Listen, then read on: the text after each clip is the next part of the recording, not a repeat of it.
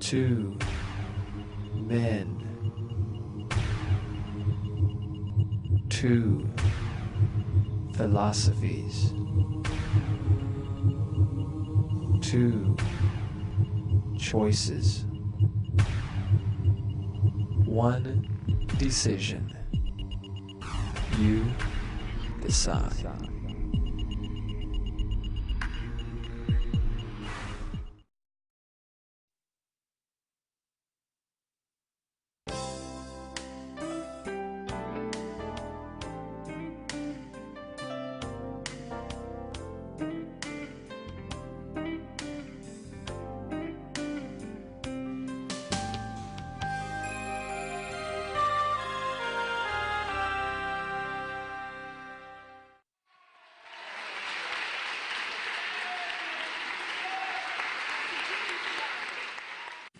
All right, well, it is an honor to be here tonight. My name is Kent Hovind. I was a high school science teacher for 15 years, and now for about 14 years I've been doing seminars on creation, evolution, and dinosaurs.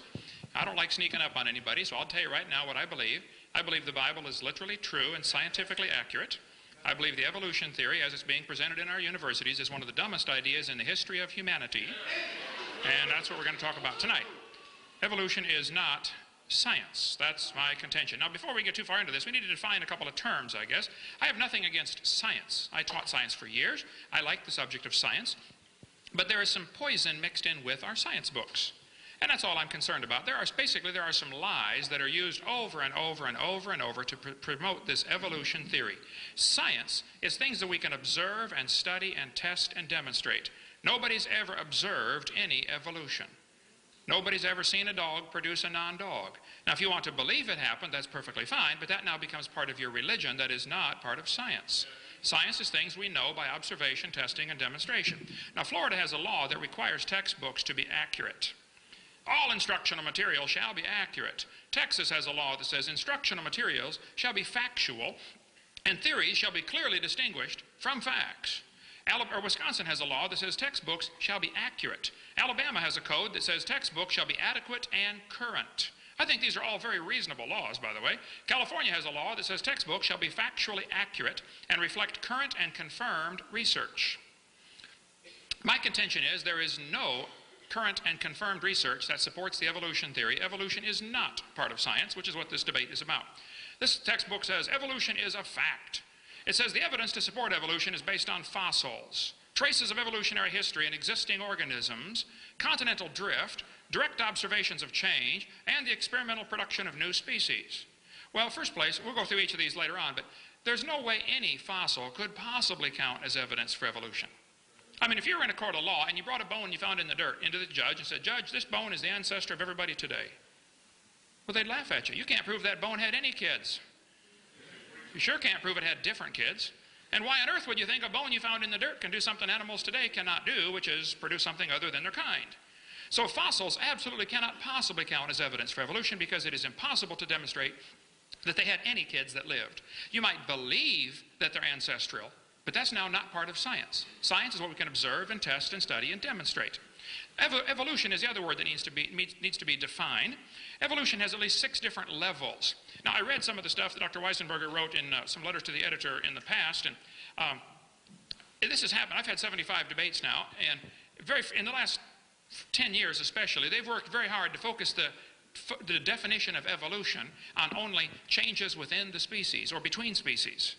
I think this is a little bit deceptive, as I'm going to share with you tonight. Actually, there are 6 essential levels that would all have to take place in order for evolution to be true. First, we'd have to have cosmic evolution. Somehow, you have to have the origin of time, space, and matter. Before the matter can get together and make life, there has to be the matter. So how did the matter get here? Where did the energy come from? Where did the laws of nature come from? Those are all essential steps that they are included in the textbooks as part of evolution theory. But during debates, it's very frequent for the debater to say, well, this is not really what evolution is about. Well, I'm sorry, it has to happen for evolution to even take place. So yes, it is what evolution is about. Secondly, you'd have to have chemical evolution.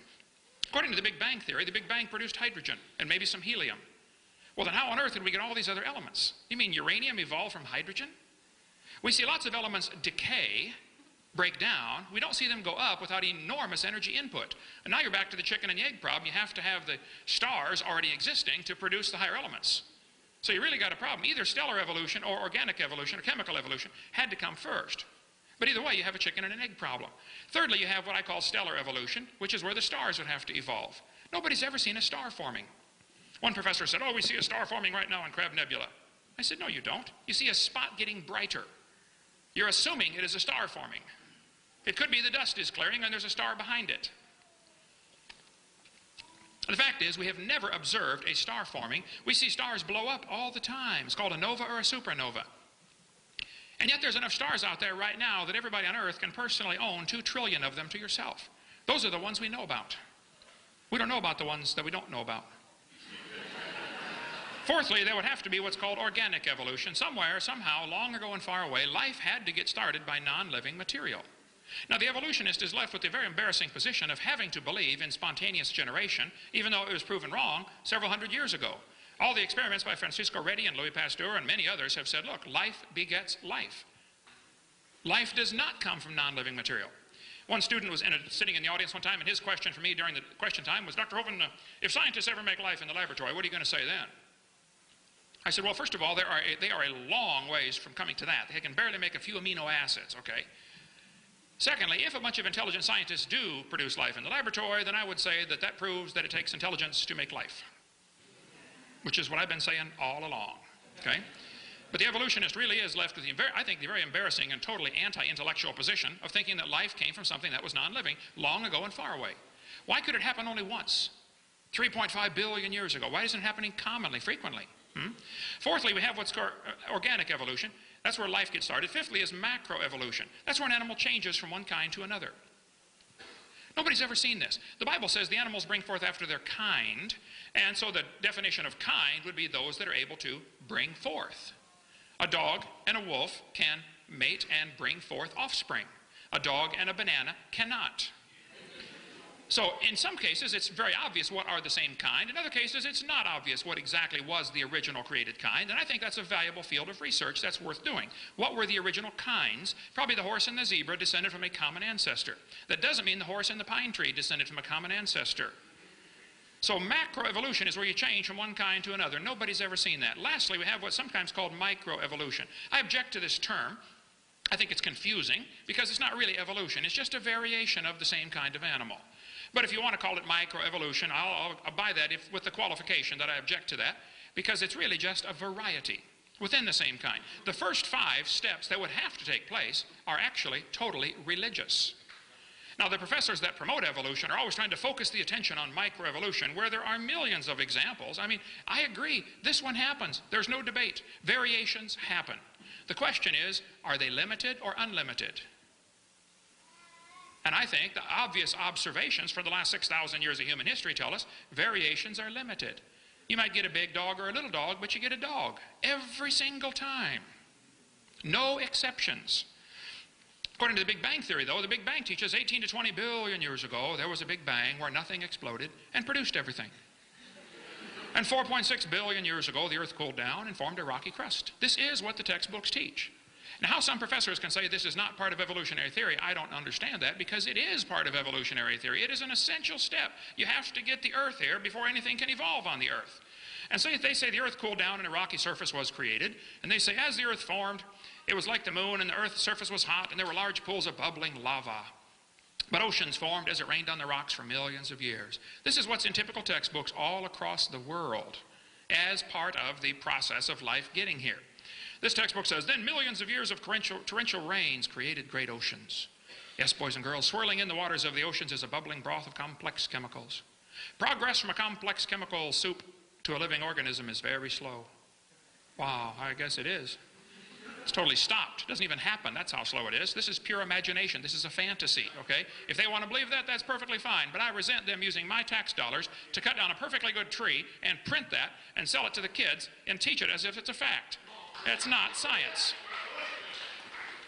This textbook author says the first self-replicating systems must have emerged in this organic soup. So the evolution theory teaches basically 20 billion years ago Big Bang, 4.6 billion years ago Earth formed, then it rained on the rocks for millions of years, turned them into soup, and the soup came alive 3 billion years ago. And this early life form found somebody to marry. Now there's a good trick. And something to eat, of course, and slowly evolved into everything we see today. That is pure fantasy. There's Grandpa, the soup right there, okay? Now, there's no question there's a lot of dogs, okay? No question. But the evolution theory believes all the dogs came from a rock. I would agree that all the dogs came from 2 dogs on Noah's Ark, but I would not agree that all the dogs came from a rock. So basically, the 6 stages would have to go like this. There'd have to be cosmic, chemical, and stellar evolution during the first few billion years of this imaginary history of the world. Then we'd have to have organic evolution somewhere, somehow life has to get started. Then we have to have what's called macroevolution, where this life form changes to different kinds of life forms. Nobody has ever seen any of those, okay? Lastly, we have what's sometimes called microevolution. This one happens. That's all we observe. That's the end of science. Everything preceding this is pure religion, which you are welcome to believe. I don't care what you believe. You can believe whatever you want. But don't call it science, and don't make all the taxpayers pay to teach it to the kids like it's part of science, because it's not. But just the jump from micro to macro takes an enormous leap of faith and logic. We never see a dog produce a non-dog. This is pure fantasy based on imagination. I want you to look, though, how the textbooks will change the definition of the word evolution. This textbook says evolution is change over time. Oh, well, who can argue with that? I agree, things change. Then it narrows it down. In other words, living things have changed over time. Oh, now you've narrowed it down to living things. Well, it looks to me like you're skipping the first 4 steps that would have to happen. I mean, what happened to cosmic, chemical, stellar, and organic? I mean, you're just going to ignore them as if take it as a given? I don't think so. That's a really major flaw in the evolution logic. Third, then they narrow it down again. Evolution can be defined as a change in species over time. Oh, well, I don't know anybody that would argue with that. Species change over time. The question is, are they limited? And the question is, do these changes lead to any macro changes? And the answer from all observable science is, no, they do not. If you want to believe they do, or they could have, or they might have, or given enough time, well, you're welcome to believe whatever you want. But now you've just gone into a fantasy world of religion. You've left science. And the topic of the debate tonight is evolution science. The first 5 meanings of the word are not science. What they really mean by evolution is all 6. They want you to think all 6 definitions are connected, and I can assure you they are not. There is no relationship between any of those. So what evidence do they give for the kids to believe this evolution theory? I collect textbooks. I have hundreds of them.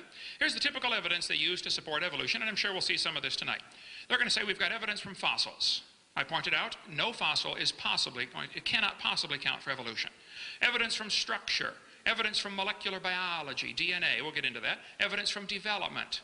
They say the process of evolution is based on natural selection. Well, there's no evidence to support evolution except things that have been proven wrong years ago. We'll get into those in a minute. If there's real evidence for evolution, then please show me, but don't lie to the kids. I just think lies ought to be taken out of the textbooks, and then if you have anything left to support your theory, great, show it to me. But I'm telling you, what's being shown to the kids in this university to support the evolution theory is a bunch of things that have been proven wrong years ago. Get them out of the books and give me some real scientific evidence. Evolution's based on 2 faulty assumptions. They say mutations make something new and possibly better, sometimes worse, but they hopefully is better. Nobody's ever seen this happen. Then secondly, natural selection is supposed to make it survive and take over the population. Well, if you follow that logic through, evolution is a religion of death. In order for evolution to work, one animal has to evolve a little better than the rest. Then what must happen to the rest of them in order for this good change to work? They all got to die. You follow that logic just a few more steps and you're Adolf Hitler. Let's just speed up the process and kill off those that we think are inferior. And we'll save the superior ones, the blonde-haired, blue-eyed Norwegians and Germans. Yeah, sure, you betcha. Okay? This textbook says mutations are the original source of variation. There's no question mutations happen, but they do not produce evolution.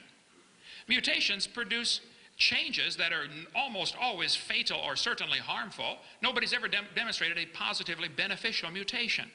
There's a 5-legged bull, that's a mutant, but no new information is added. There's a short-legged sheep, that's a mutant, but again, no new information is added. It's a loss of information. There's a 2-headed turtle, that's a mutant. It's not ninja, but it's mutant, okay? And he's going to freeze first winter because nobody makes a double-neck turtleneck sweater. See? Mutations are scrambling existing information. Like scrambling up the letters of the word Christmas, you can get all sorts of different words. But you will never get Xerox, zebra, or queen out of the word Christmas because the letters are not available. A mutation should really produce some new information. This textbook shows the kids a fruit fly. Look what it says here. Boys and girls, normal fruit flies have 2 wings. This mutant has 4. By the way, he can't fly. This rare mutation, like most mutations, is harmful. Then it says beneficial mutations are the raw material for natural selection. Oh, now hold on just a minute. Why didn't they give an example of a beneficial mutation? Why would they show the kids a bad one and then tell them good ones is how it works? Show me a good one. Nobody's ever seen a good one. One guy told me, oh, I know a good one. He said people in Africa that get sickle cell anemia cannot get malaria. Well, that's just brilliant. That's like saying if you cut off your legs, you can't get athlete's foot. Both sickle cell and malaria are detrimental. That's not an advancement. Think about it. They're going to say evolution and natural selection go together. No, it does not. Natural selection selects. It doesn't create, it selects. You can only select if there's something to select from. We had at our place a few weeks ago the world's smallest horse. Suppose I said, I'm going to get all the horses in the world, and I'm going to try to get horses that are the size of a flea.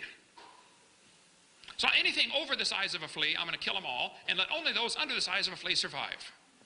How long would it take me to get a population of horses the size of a flea? It'll never happen because I have nothing to select from. Natural selection selects, it does not create. And how they get this idea that natural selection will create something, I don't know. It just simply selects. All biologists know it does not create properties. But Darwin said evolution by natural selection was going to be the way it happened. And this textbook says evolution by natural selection had occurred in just 1 year with the finches. Oh, come on. Darwin observed 14 varieties of finches on the Galapagos Islands. All he saw was that finches produce finches. Now, if you want to believe they came from a rock, well, you just go ahead and believe that, but that's not science. This textbook says natural selection can lead to evolution. I disagree. That is simply pure propaganda. Natural selection selects. It does not lead to any changes within the kind, or other than within the kind. It only causes varieties to be produced. If you worked in a factory that produced cars, and your job was quality control, check the cars before they sell them. You know, kick the tires, slam the doors, walk around, drive it, see if it works, okay? If you weeded out every single mistake, how long would it take to change the car to an airplane? You say, it never will. That's my point. Quality control can make it a good car and keep it a good car, but it can't change it to something else. And natural selection can keep it a good species, but it can't change it to something else. That's the whole point. You may get a big dog or a little dog, but you're going to get a dog, folks. There are some pretty bizarre varieties among the dog family, but they're all dog. And believe it or not, the Chihuahua and the Great Dane are still interfertile. Except for a few mechanical problems, but it can be done, okay? Probably the dog, the wolf, and the coyote had a common ancestor. I wouldn't argue about that. But every kid knows they're the same animal. Anybody in the room here 5 or 6 or 7 years old? No, little ones. Well, I normally do this with a 5-year-old. I'll ask them, okay, boys and girls, here we have a dog, a wolf, a coyote, and a banana. Which one is not like the others? Every single time they get it, okay, it's the banana. A child can tell you it's always the same kind.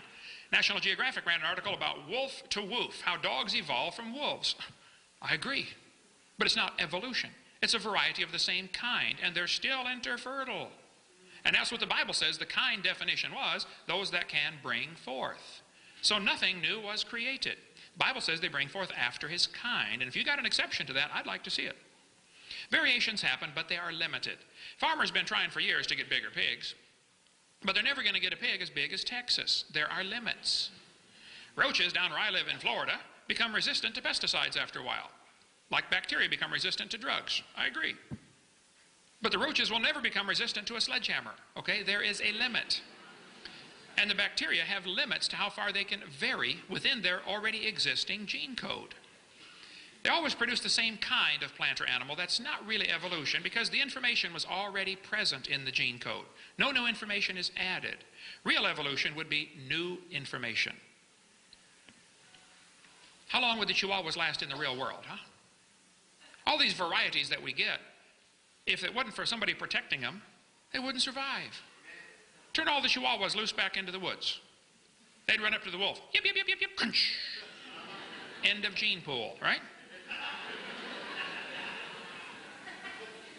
Genetic information is always lost, not added. Real evolution means an increase in genetic complexity. I defy anybody to show me where that's happened and produced any changes in the population. I grew up in Illinois, corn country. We got so many kinds of corn, they number them. But you can crossbreed your corn from now till the cows come home, and you will always get corn. You will never get a hamster or a tomato or a whale to grow on your corn stalk, okay? It ain't going to happen.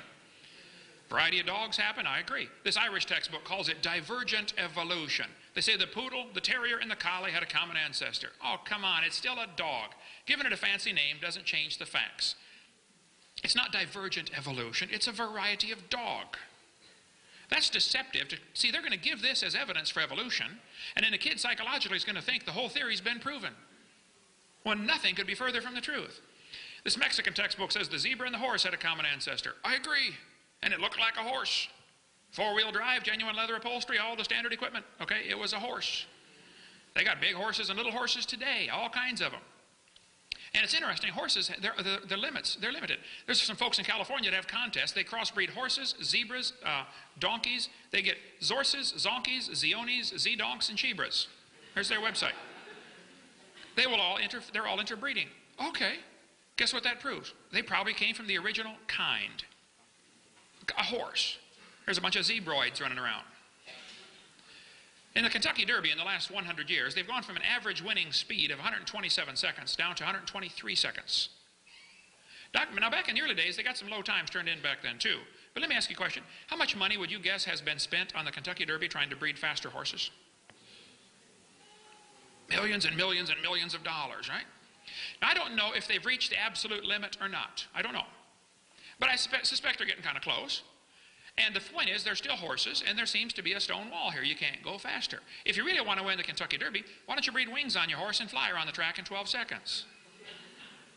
All I'm trying to point out is, variations certainly happen, but they're limited. And the evolutionist does not want to confess or admit there are limits. He wants to imagine that it can go on forever indefinitely. Well, you just go ahead and imagine all you want, but keep your religion out of the school system. There's a variety of cows, no question. They probably had a common ancestor. It was a cow. There's a bunch of chickens. What kind of chicken you want? You want to get cherry eggers, brown leghorns, golden comets? This magazine that sells chicken says, boys and girls, jungle fowl are the original bird from which all varieties and strains of domesticated chickens are derived. You know, all the chickens had a common ancestor. Guess what it was? Chicken. Yeah, that's the point. Textbooks will tell the kids that the peppered moth is evidence for evolution. They counted the moths on the trees. They said it was 95% light moths and 5% black. Then, so the story goes, they burned coal in the factories and the trees turned black. And they counted the moths again, renewed their government grant, and found out it's now 5% light and 95% black. The truth of the matter is the whole story is a phony. It didn't happen, okay? The guy glued dead moths on the trees to take that picture for your textbook, okay? After 40 years of watching, they found 2 moths on the trees. 2. What's 95% of 2? But they still keep teaching this in the books, even though it's been proven wrong years ago. Tulsa Zoo, a couple of months ago I was there, still has this up as a display. Come on, take that down and tear that page out of your book. That's not evidence for evolution. You want more on the peppered moth, get the website iconsofevolution.com. There's a bunch on there about this topic. Textbooks will tell you kids, you've got a vestigial organ called the appendix. You don't need it anymore. Well, that's simply a lie. You do need your appendix, okay? It is not vestigial. There are no vestigial organs. Your appendix is part of your immune system. Now, if you take out your appendix, it's true you can still live, okay? But you will have a higher susceptibility for quite a few diseases. Do you know you can live without both your legs and both your eyes and both your arms? That doesn't prove you don't need them. The fact that you can live without something does not prove it is vestigial, and that certainly is not evidence for evolution. Think about it. This textbook says the snake has vestigial reduced hind legs. Oh, they're lying to you. Those little claws right there are used in mating so they can maneuver each other into position. They don't have any arms, This textbook says many organisms retain traces of their evolutionary history. For example, the whale retains pelvic and leg bones as useless vestiges. Whales have a vestigial pelvis and leg bone that serve no purpose. They have hind limb bones that have no function. This is in textbooks all across the world. Just imagine whales walking around. It's true. What are they talking about? They're talking about those bones right there. Just imagine the whale walking around. I can't imagine. It says the whale's pelvis has no apparent function. The whale's pelvis is evidence of its evolution from four-legged land-dwelling mammals. This is simply a lie, okay? Those bones are necessary if there are muscles attached to those specialized bones to allow the whales to reproduce. It has nothing to do with walking on land. It has to do with getting more baby whales. So the guys that are writing this in their textbooks are either extremely ignorant about whale anatomy, and they should not be writing a book about it, and certainly shouldn't be teaching about it, or they're lying to you, trying to give you evidence for their theory. That's not evidence for the theory. Those are not vestigial pelvises. Any more than your kneecap, since it's not attached to other bones, is vestigial. Okay, or the hyoid bone, it's not attached either, but it's not vestigial. These bones are anchor points that muscles attach to for reproduction. This textbook says humans have a tailbone that is of no apparent use. Its vestigial structures is viewed as evidence for evolution. Oh, the tailbone is not vestigial. I was in a debate in Alabama with the president of the North Alabama Atheist Association. He got up in front of God and everybody and said, folks, we got proof for evolution. Humans have a tailbone they no longer need. I said, Mr. Patterson, I taught biology and anatomy. I happen to know there are 9 little muscles that attach to the tailbone, without which you cannot perform some valuable functions. I won't tell you what they all are, but trust me, you need those muscles. I said, now, if you think the tailbone is vestigial, I will pay to have yours removed. Bend over. That's not a vestigial tailbone, okay? And by the way, kids, if any biology professor or any anatomy professor ever tells you the tailbone is vestigial, my offer is still good. I will pay to have theirs removed. Tell them put up or shut up. It is not vestigial, okay? This textbook says the coccyx at the end of the human vertebral column is no apparent function and is thought to be the remainder of bones that once occupied the long tail of a tree-living ancestor. They told me when I was a kid, man used to have a tail, but he lost it because we didn't need it. I thought, didn't need it. Have you ever thought how handy a tail would be? Have you ever come to the door with 2 sacks of groceries? And you could open that thing up and walk right in there, you know. It's not vestigial. That's a lie. And a lot of functions for those tailbones, all right? There are no vestigial structures, and if there were, that would be the opposite of evolution. We could talk for hours, and we're going to quit here in a few minutes, but all the evidence that they're using, like Lucy, Australopithecines, you know, as evidence for evolution. First place, it's a fossil. It doesn't count for anything. You don't know Lucy had any kids. Okay? Secondly, Lucy, all those that studied Lucy said it's just a vestigial, it's just an unusual monkey. It could walk upright, possibly, we don't know for sure. It had an angled femur. Any monkey that climbs trees has an angled femur. Okay? We'd cover that a lot more on that, or in the book Bones of Contention, there's a lot about Lucy and other so-called missing links.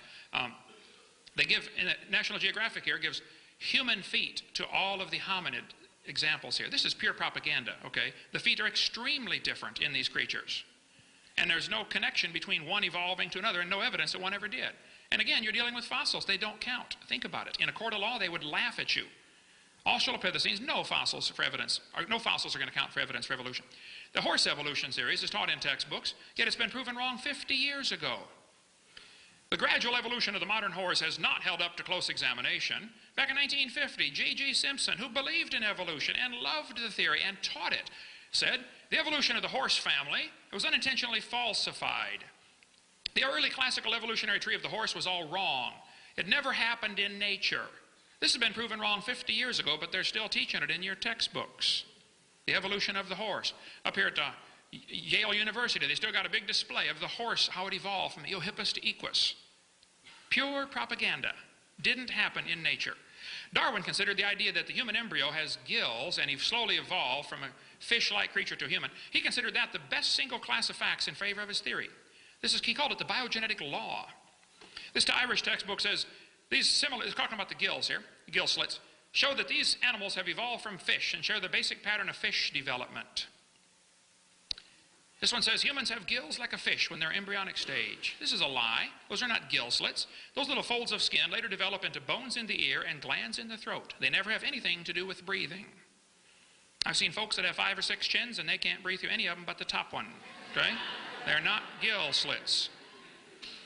Haeckel actually lied. He faked the pictures of a human and dog embryo. He made them look just alike. Haeckel was a liar. He made giant charts of his pictures showing that these embryos of all these different animals have gill slits. This is a lie. On top are Haeckel's drawings. Underneath are the photographs of the actual creatures. Either he's a lousy artist or he's a liar, okay? Haeckel actually confessed to lying in court at University of Jena, but his textbooks are the textbooks today.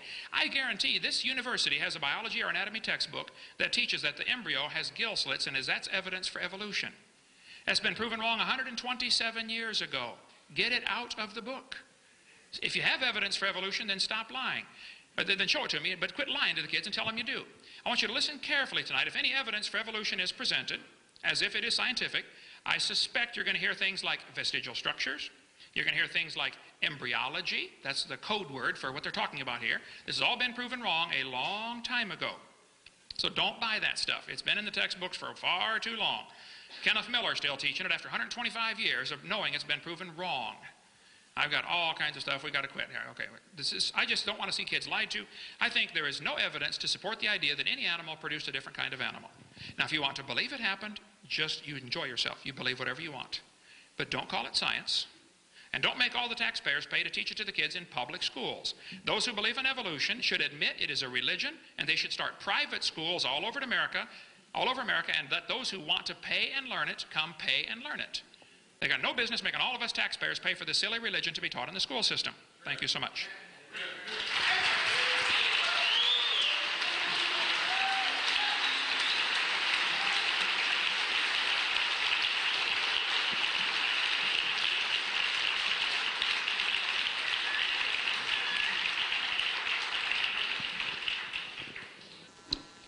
Let me get started by saying that, in fact, I'm not going to come here today and give you a class on evolution. You are more than welcome to come and take my class on evolution. Or if you want to see responses to what he said, Scientific American had a, I don't know if you can read that. Can you read, see the overhead all right in the back? Okay. Scientific American had a point-by-point response to the stuff that the creationists say. I wrote a letter to Scientific American after this. They didn't publish it. I think I know why. But and I said, excuse me, you just walked right into their trap, you fools. Right? What do they want, the creationists? They want to put their ideas, their theories, and evolution on a kind of equal basis, right? It's like right here. It's me versus him, right? And that's what they did in Scientific American. Love it. They say, oh, because now what they're going to do on their website, they'll say, oh no, Scientific American's all wrong. I point out something to you, and it's important to me, if not to you. There are thousands upon thousands, tens upon tens of thousands of hard-working, intelligent, well-educated scientists. These are the people who are out there digging the fossils that he doesn't think matter, but they're sure as hell working their butts off, digging them and studying them, right? There's thousands of others analyzing the DNA of organisms, trying to sort them out, collecting animals, right? They're standing behind me. You can't see them. They're all busy working, doing their science, okay? So this is, of course, in a sense, a totally unfair argument. He'll say X, I'll say Y, you'll say, well, I believe X, because I came in here to believe in X. So read that if you want the response. I have actually a different focus. I'm not going to sit here and defend evolution. It doesn't need defending. Okay?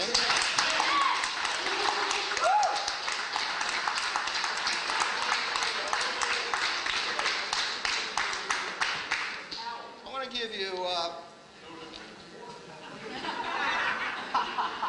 want to give you the revelation of Richard. And God appeared to me, and she said, Richard, I created all that you see and study, the mountains and their fossils, strewn rocks, the fish in the sea, the birds in the air, even the isotopes in the stones by which you measure their age. Actually happened. And I was stunned. God was a woman. And yet, what else would she be? Again, God spake, it's biblical. Again, God spake. What say you to these revelations, Richard? Wilt thou not give up thy false idol of evolution? Nay, God, though I find your revelations interesting, you have given me no cause to give up the theory of evolution. It is indeed a great wonder that you have created, but the facts remain unchanged. Evolution alone allows us humble scientists to understand your creations and to predict what we will find when we explore it further. Until evolution fails me, I must follow it, for I will not abandon my oath as a scientist. Facts, verifiable facts, must be my one true God. Yeah. So, now let me say, one of the problems with this whole debate is in the scientific community there is no debate, right? Scientists who study this stuff pretty much, you know, they pretty much ignore the creationists until they discover their kids can't learn evolution in science class, right? Now, I just want to give you a taste of sort of what's going on. And what I did, I have here the last 2 issues of Science and Nature. These are the premier weekly science journals. And I went through them. This is from last week. This is 25 October and 24th of October. And looked for any articles related to evolution. So this is sort of a random selection, right? So let me just quickly share with you some of the current, and this is all, I'm going to talk about everything. Every time evolution or an evolution subject came up in these, I'm going to share it with you just briefly. You, of course, can go to the library and read the articles yourself. The first one, I'm looking now at Science. First one is kind of Jumbled DNA Separates Chimps in Humans, with a picture of a chimp and a child. I don't have a projector of this. The results are quite exciting, says Michael Connolly, a human geneticist at Indiana University. With this research, we can really find out so much more about evolution. Actually, what they discovered is they're finding there's somewhat more genetic difference than they originally had measured. Because, see, now the data is coming in much more rich data. We're getting the sequence of the genes, of the DNA. So the data is much richer, and they're looking forward to that. The next article, called Cuts at Dino Monument Anger Researchers. The researchers are mad at Dinosaur National Monument in Colorado, I guess where it is, because they're cutting back the staff of people who are studying dinosaur any fossils. And actually the quote I thought was interesting was that Amy Henrici of Carnegie Mellon Museum in Pittsburgh, she studies some of the oldest frog fossils. Her specialty is frog fossils. Now, who would study frog fossils? Somebody in the evolution of amphibians, I guess, right? And she's very upset because now she's not going to have enough easy access to the material she needs to do her science. What's she going to do without her frog fossils? I don't know. Become a creationist, I suppose. No, she's a scientist. She needs facts. She needs data. She needs those fossils. Those fossils do tell a story. You know, he says, oh, you can't prove anything by fossils. Well, you got to prove something by it. The next article is titled Darwin Retains Seat in Ohio. It's a news article having to do with the battle between creationists and evolution in Ohio schools, with an attempt to, of course, get the one version or another of creationism into the schools. What was interesting, actually, there was a survey did just before the vote. Case Western University did a survey. I don't know who they surveyed. It's a very short article. It says of 500 respondents, including some from fundamentalist colleges, 93% they were not aware of any evidence that challenges the principles of evolution. I don't know who those other 7% are. Maybe they are from those fundamental schools, but 93% is still pretty good. I think from working biologists, it's 100%. People who actually study biology.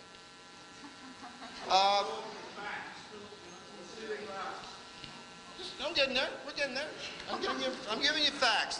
You can look them up.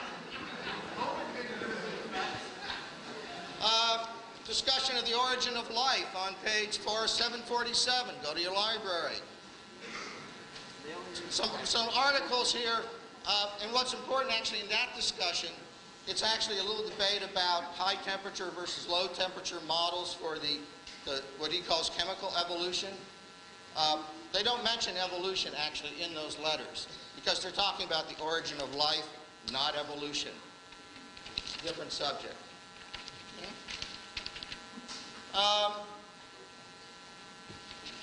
Well, there's another thing here which is way too complex to get into about network theory. Pass on that one. There's another one about aging and the evolution of aging and how that could have happened, aging theories. You can, if you want, you can look it up and see how they're applying evolution theory to that study. Want some facts? I'll give you some facts. Okay, let me jump right ahead to that. I'll skip some of these other articles because it turned out there was really some interesting ones in this issue of Nature. Here's an article. You're going to love this title. Contemporary Fisherian Life History Evolution of Small Salmonoid Populations. Of course, he's going to say this is just microevolution, but they actually do it done is demonstrated through a study of the salmon population that it has evolved over the time that they've been studying it. So they actually have the actual data showing evolution in that population. And finally, in this issue, or not finally, there's one more, something about moths' mating preference. And they've done a study of moths and how the chromosomal structure in the moths and how the sexual gender is determined in moths relates to their evolution. And my point here is just to point out, evolution is, you know, it's part of biology. It's not going anywhere. It's not disappearing because it works. Finally, and I just thought I would share this, the final article, and when I got to it, I said, hallelujah. Amen. Amen. This one is called, this article, page 832, you can look it up, called Detecting Recent Positive Selection in the Human Genome from Haplotype Structure.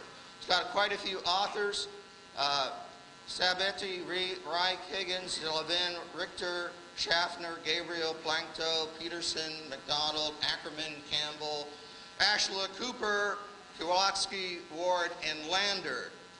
They're from a variety of institutes, Oxford mostly, and also Mass General Hospital, Illinois, MIT. Now, these poor deluded souls from all those institutions around the world have examined what are called haplotypes. I know you're not biologists. I don't want to get into it.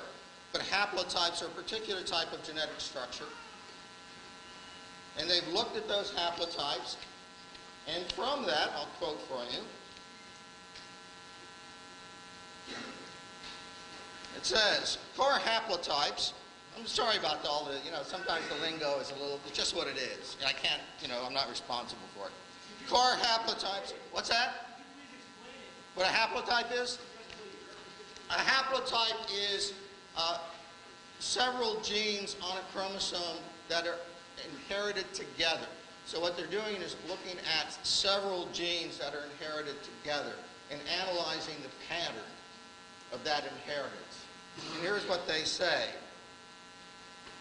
For haplotypes that have an unusually high haplotype homozygosity, I'm not going to explain that,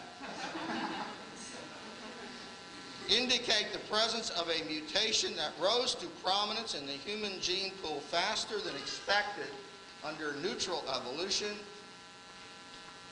And they conclude that these data show significant evidence of selection, that is evolution by natural selection. I just need to wet my whistle.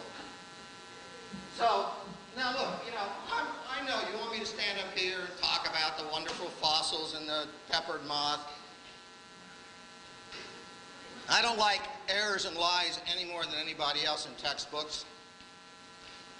I can tell you, by the way, I'm writing a textbook myself, and putting figures in a textbook is a nightmare, and I now know better why those textbook figures keep popping up over and over again. Okay? What I'm here to do is teach you a little bit about science, because here's the fundamental problem. Creationists don't do science. They don't understand science. They're clueless.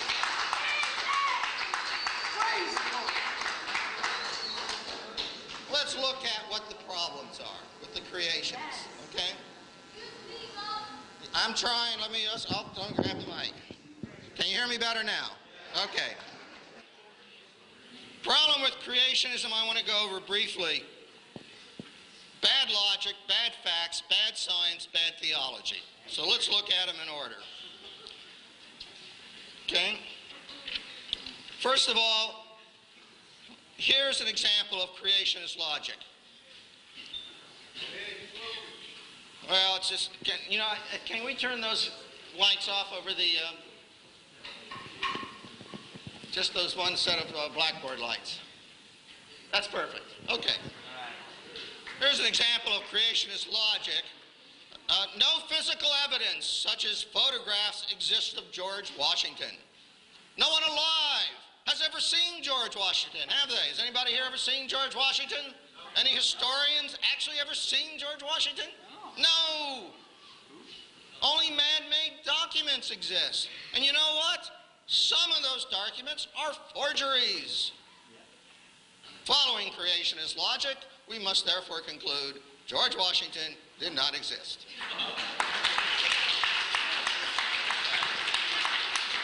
Look, that's not the way science works. Okay? Science is a process of debate between alternative explanations. If you're going to challenge evolution, you've got to come up with a better theory, one that offers explanations. Now, I know that Dr. Hovind has a $250,000, it's still $250,000? I'll make it $1 million. $1 million, well, all right.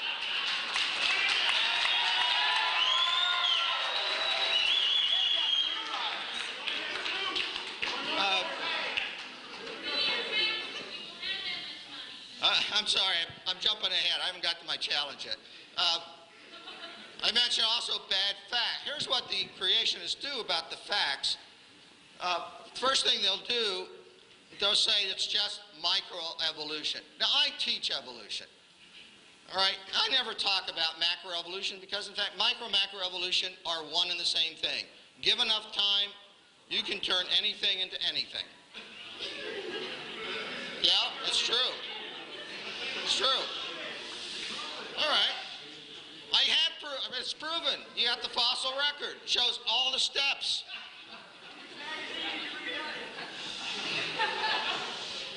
Now, if he can, the problem here is what is a type? He says, okay, a chicken's a chicken. But wait a minute, a chicken's also a bird, right? Birds give rise to birds. There's not that much difference between a chicken and a turkey. Maybe they have a common ancestor, right? And so on back in time till you get to something, Archaeopteryx, right? A bird with a beak. Well, it's just a fossil. Shh. Worse than my students. All right, so typically what the creationists do, they'll deny the existence of tens of thousands of transitional fossils. Go to a museum, look at the fossils yourself. They're there. They are there. They do exist. Scientists who study these things believe they tell a story. Just as historians who study documents, which are nothing more than fossils, historical documents are nothing more than historical fossils, except they're made by man. Fossils are actual physical objects. Okay? They harp about the occasional error. God, if I hear about the peppered moth one more time, I'm going to vomit. I don't teach the peppered moth. The peppered moth story, we know one thing that we actually measured. The number of black and white morphs changed over time. There are different theories as to exactly why that happened. That's the peppered moth. Okay? Same thing with Henkel's diagrams. Come on, we got a lot better pictures of that than that. Biologists didn't quit studying this stuff with Darwin, you know. Typically, you know, the creationists remain ignorant of current research. I just showed you some. You won't hear creationists attacking that because they don't know about it. Whenever a physicist, chemist, geologist, astronomer, zoologist, geneticist, paleontologist, or any other fully qualified scientist makes a discovery that supports evolution, typically creationists ignore it, treat it as some kind of conspiracy, misinterpret it, claim it actually doesn't exist. And this part really gets my goat. They require of evolution perfect data and absolute proof, but accept even the most superficial evidence in their support of their position. The real world and real science is real. You know, there are gaps, there's data. You know, I've done experiments. I've been in the lab, and I've been out and looked at fossil beds. It's a messy business. Let them do as well. Now, the real problem is creationism is not even a proper science. To be a proper science, you have to have an explanation for something that you can test. I looked really hard for a theory of creationism. And this is the best I could come up with. This is a Gary Larson cartoon, and I studied it very hard, and I understand some of it, but I cannot figure out what the duck is all about. Okay? So I don't know. Maybe somebody can explain what the duck, but that's about as close as you get to a scientific theory of creationism. So I get to my challenge. This is my $250,000 to the creationists. Describe a physical mechanism used by the Creator, and based upon this mechanism, make a unique prediction that's different from evolution, which can be tested. Now, did the Creator work outside of natural law? If you believe that, then fine, that's okay, but don't tell me that's some kind of science. Science is about how things work and trying to understand how things work. If you're going to give me a creation theory, you gotta at least make an effort to tell me how it was done so I can test it. Can't test it. Not science. Construct a realistic computer model that incorporates the known properties of living organisms, including variation, mutation, competition for resources, and the known age of the Earth, I should have added that, which does not lead to evolution. People who do the computer models, out pops evolution, including macroevolution and change of organisms and from one type to another. It's in the computer programs. It's in the math. Creationists don't like it, but then they don't do their own math to counteract it. This one I like, number 4. Construct either a unified theory of creation that brings together all of the creation stories of the world's different religions, or describe a scientific method for determining which one is valid. Now, you know, look, he can believe what he wants too. We all have our right to our beliefs, okay? But if we're talking science, you have to have a means of testing your beliefs against nature, against reality. And if you can't do that, it's not science.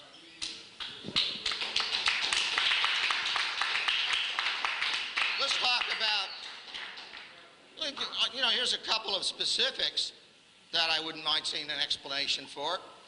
Explain why the Creator placed unique species on the islands of the world, as well as different species on different continents. I guess there was a whim of the Creator. Evolution explains that naturally. It's a process of evolution.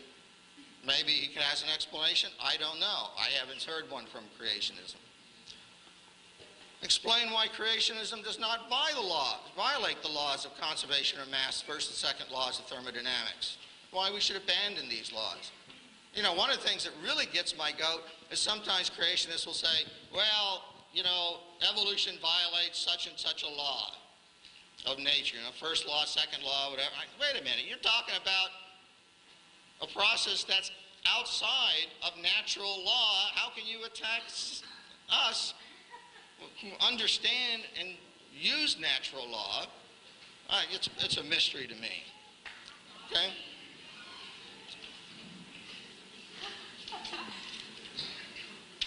Now,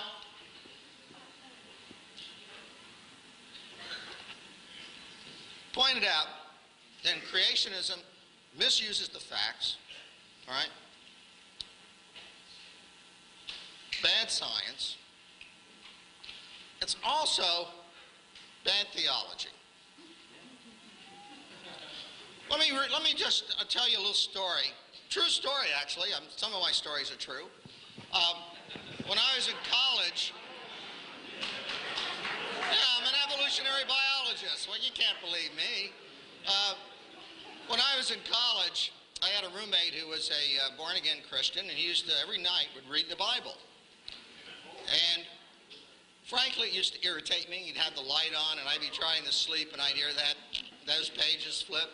And I said to him one day, I said, come on, that Bible, you can interpret it any which way, blah, blah, the usual argument that you get between somebody of my beliefs and somebody of his beliefs.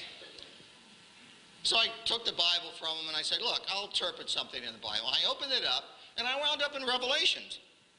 And started reading the seventh seal, and here's some bits from it. And he opened the pit, and there arose a great smoke out of the pit as the smoke of a great furnace, and the sun and the air were darkened by reason of the smoke of the pit. And there came out of the smoke locusts upon the earth, and into them was given power as the scorpions have power. And it was given them that they should not kill them, but that they should be tormented for 5 months. And their torment was the torment of a scorpion when he striketh a man. And on their heads were as it were crowns like gold, and their faces were as the faces of men. And they had breastplates, as it were breastplates of iron, and the sound of their wings was the sound of chariots of many horses running to battle.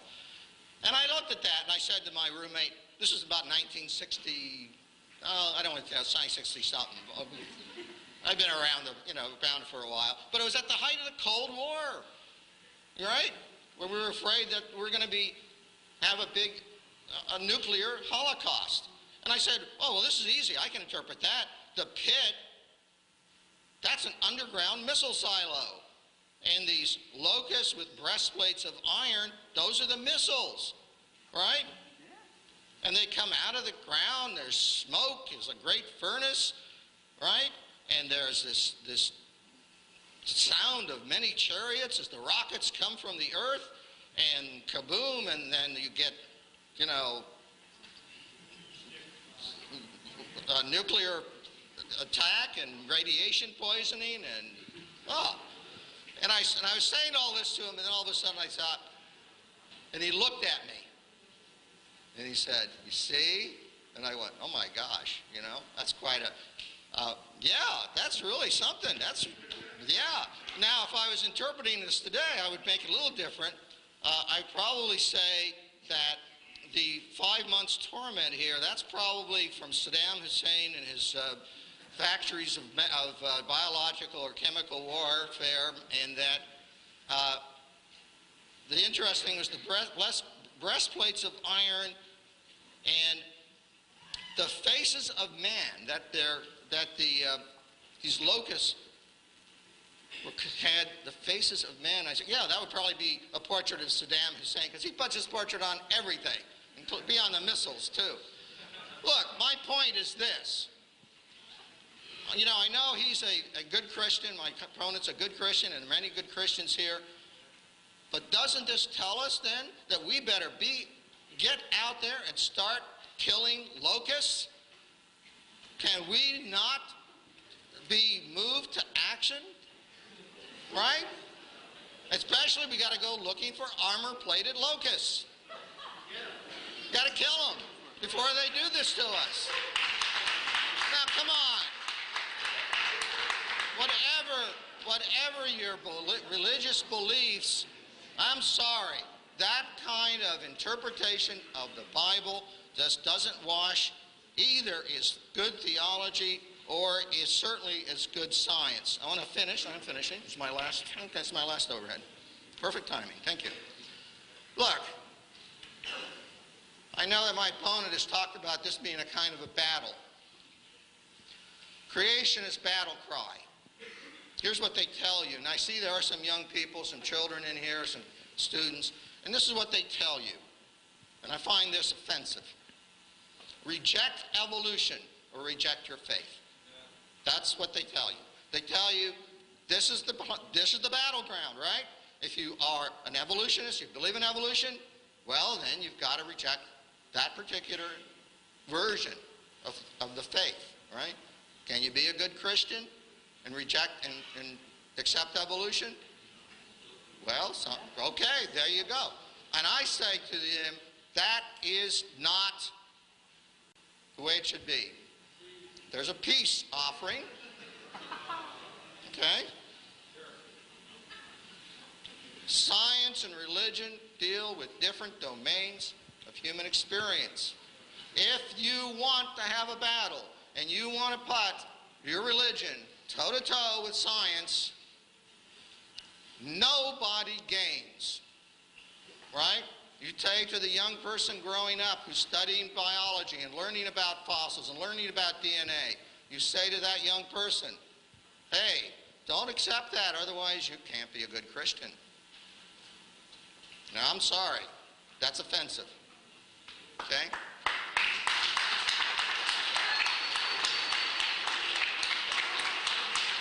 You can be a good Christian. You can accept facts, scientists. There's many good Christians, many good Jews, many good Buddhists, Muslims, whatever, in the scientific community who study evolution. And they deserve the respect that they've earned from their hard work. Okay? Thank you.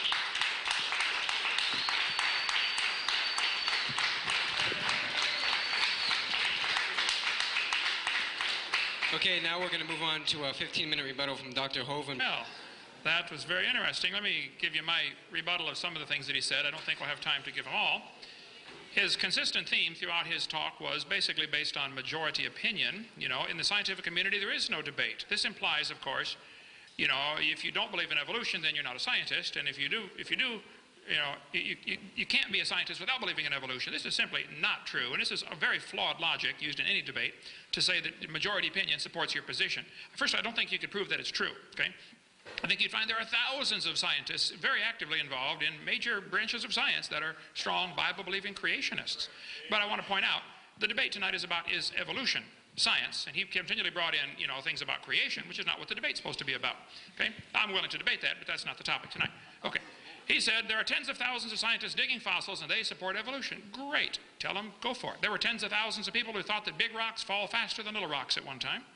That was taught for 2,000 years in the school system. And it was wrong.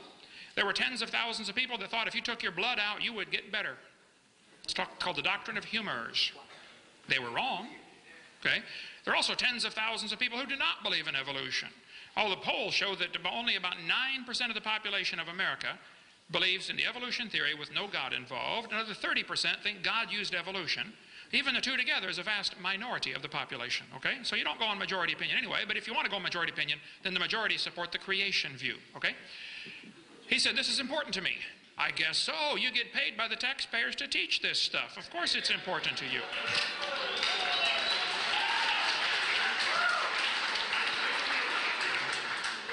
This argument for majority opinion implies those who don't believe in evolution are dumb. How many of you would understand that? He said, we walked into their trap. They want to put creation and evolution on an equal plane. Well, this is certainly why the evolutionists try very desperately to avoid any debates. We get turned down. I get turned down about 200 times for every one we get accepted for to do a debate on this topic. And their arguments are, we don't want to put them on an equal plane. Well, the Soviet Union teachers would say the same thing 20 years ago. We don't want to talk about capitalism and communism together. We don't want them on an equal plane because we know communism is so superior. This is obviously flawed logic about the equal plane argument that he mentioned. Students ought to be able to see all sides of the issue. If you're not showing all sides of the issue, you're indoctrinating, you're not educating.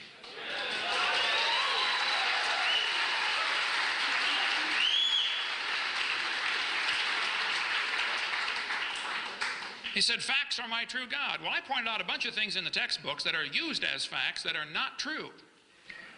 I have yet to see any facts presented tonight that support the evolution theory.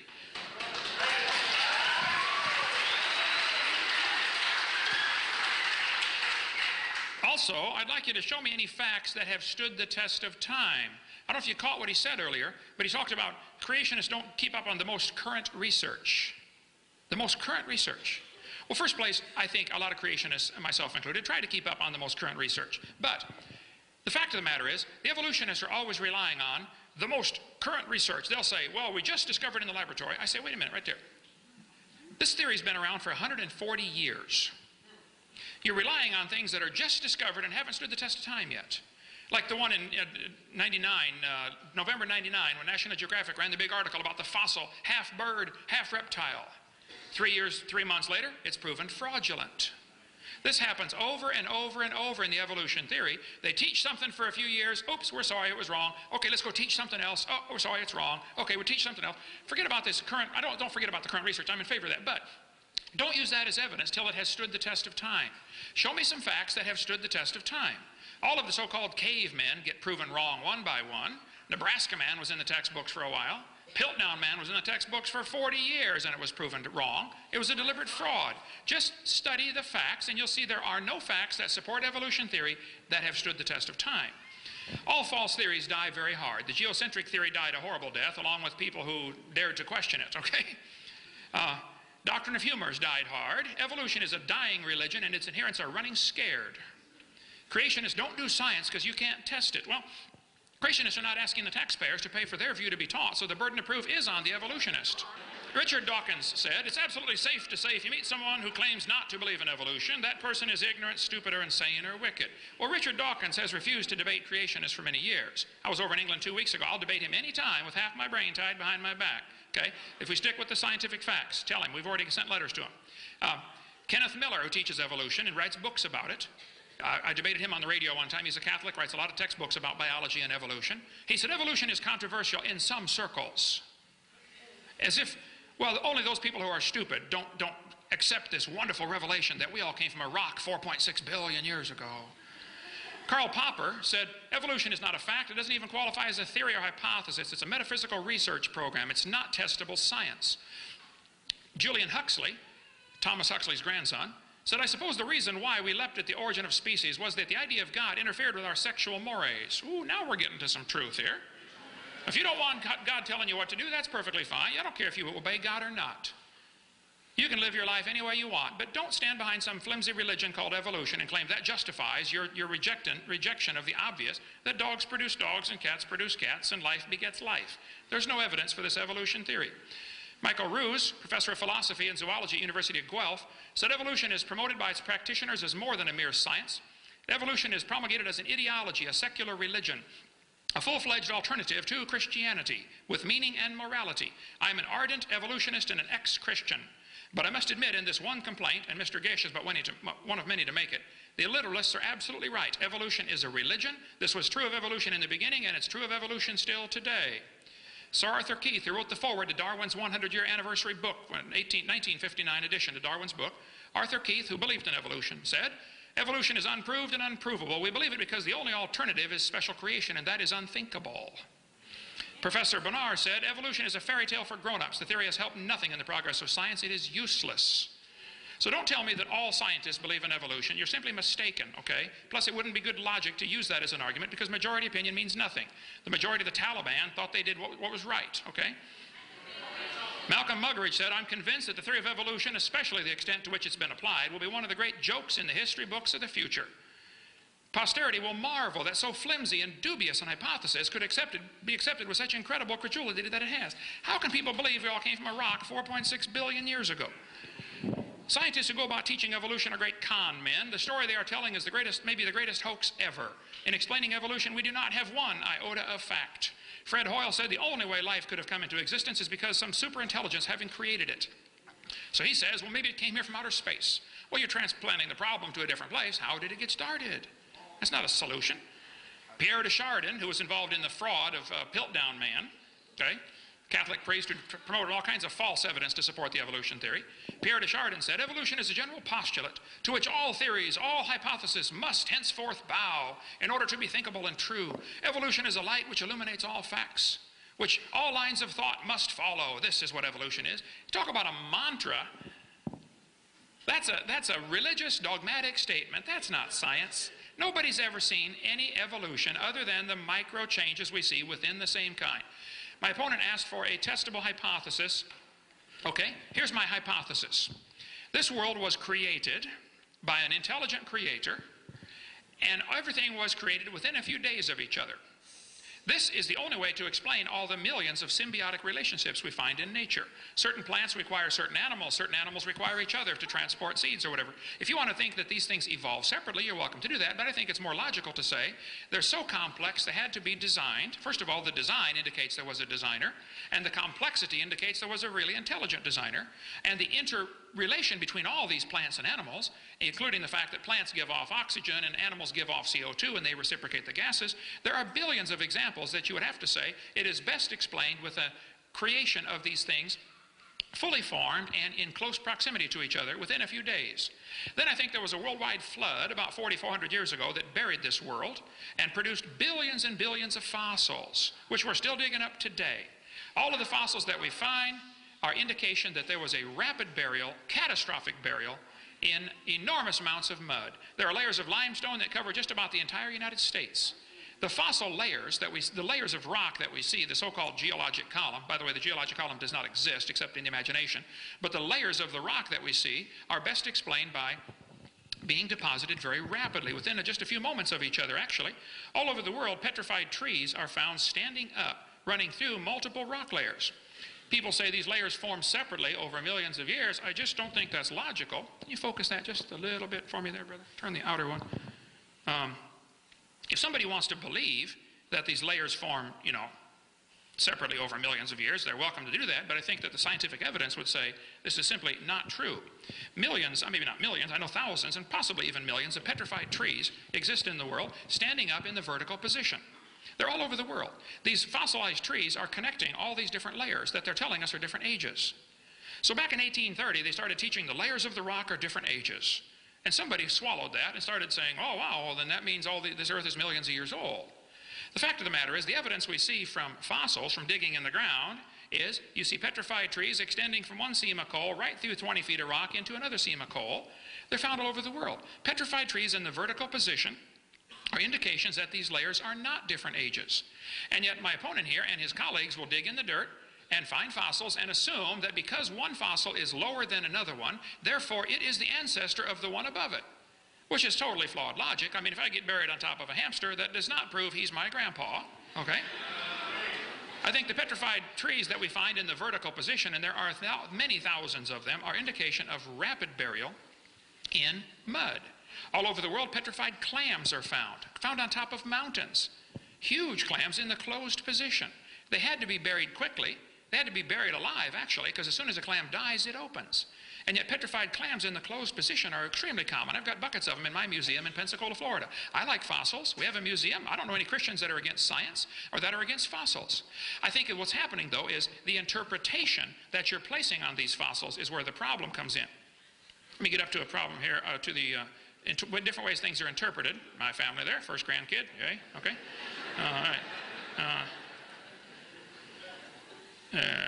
Well, be quicker to find this way. Here's the problems. Students are shown facts, which, like for instance, it's a fact Grand Canyon exists. I don't know anybody that argues with that, okay? But there are two interpretations of how it got there. Those folks who believe in evolution say the canyon formed slowly with a little bit of water and lots of time. Those who believe in creation say it formed quickly with lots of water and a little bit of time. Now the fact is, the canyon exists. The interpretation is not part of the fact necessarily, okay? It's a fact the earth has layers of rock. The evolutionists say these layers formed slowly over millions of years and each one is a different age. I think we can demonstrate that's not true. The creationist says these layers are probably all from one big giant flood in the days of Noah. So my testable hypothesis, sir, is that there was a flood that formed all these layers in rapid succession. And we have evidence of this from trees connecting them all. We have evidence from The fact that Grand Canyon could not possibly have been formed by the could not possibly have been formed by the Colorado River. The top of Grand Canyon is 7,000 or 8,000 feet above sea level, in between the snow lines here. The river enters the canyon at 2,800 feet above sea level. Rivers don't flow uphill. How did it get started? It has to start at the top, eroding its way down. It's 270 miles across there. Grand Canyon is quite obviously a washed-out spillway. There used to be a big lake there.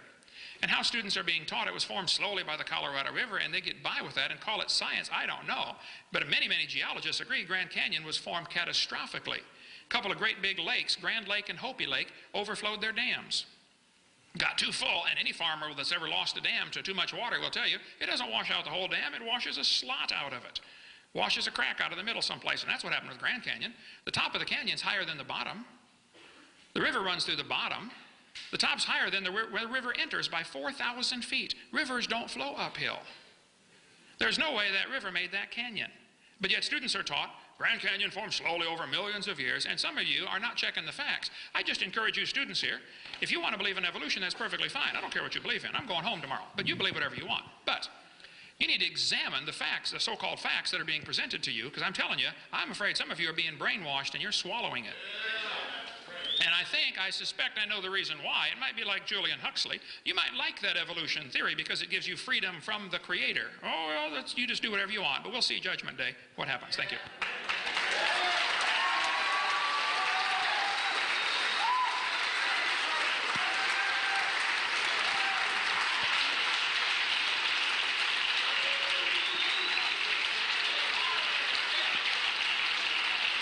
Okay, everybody.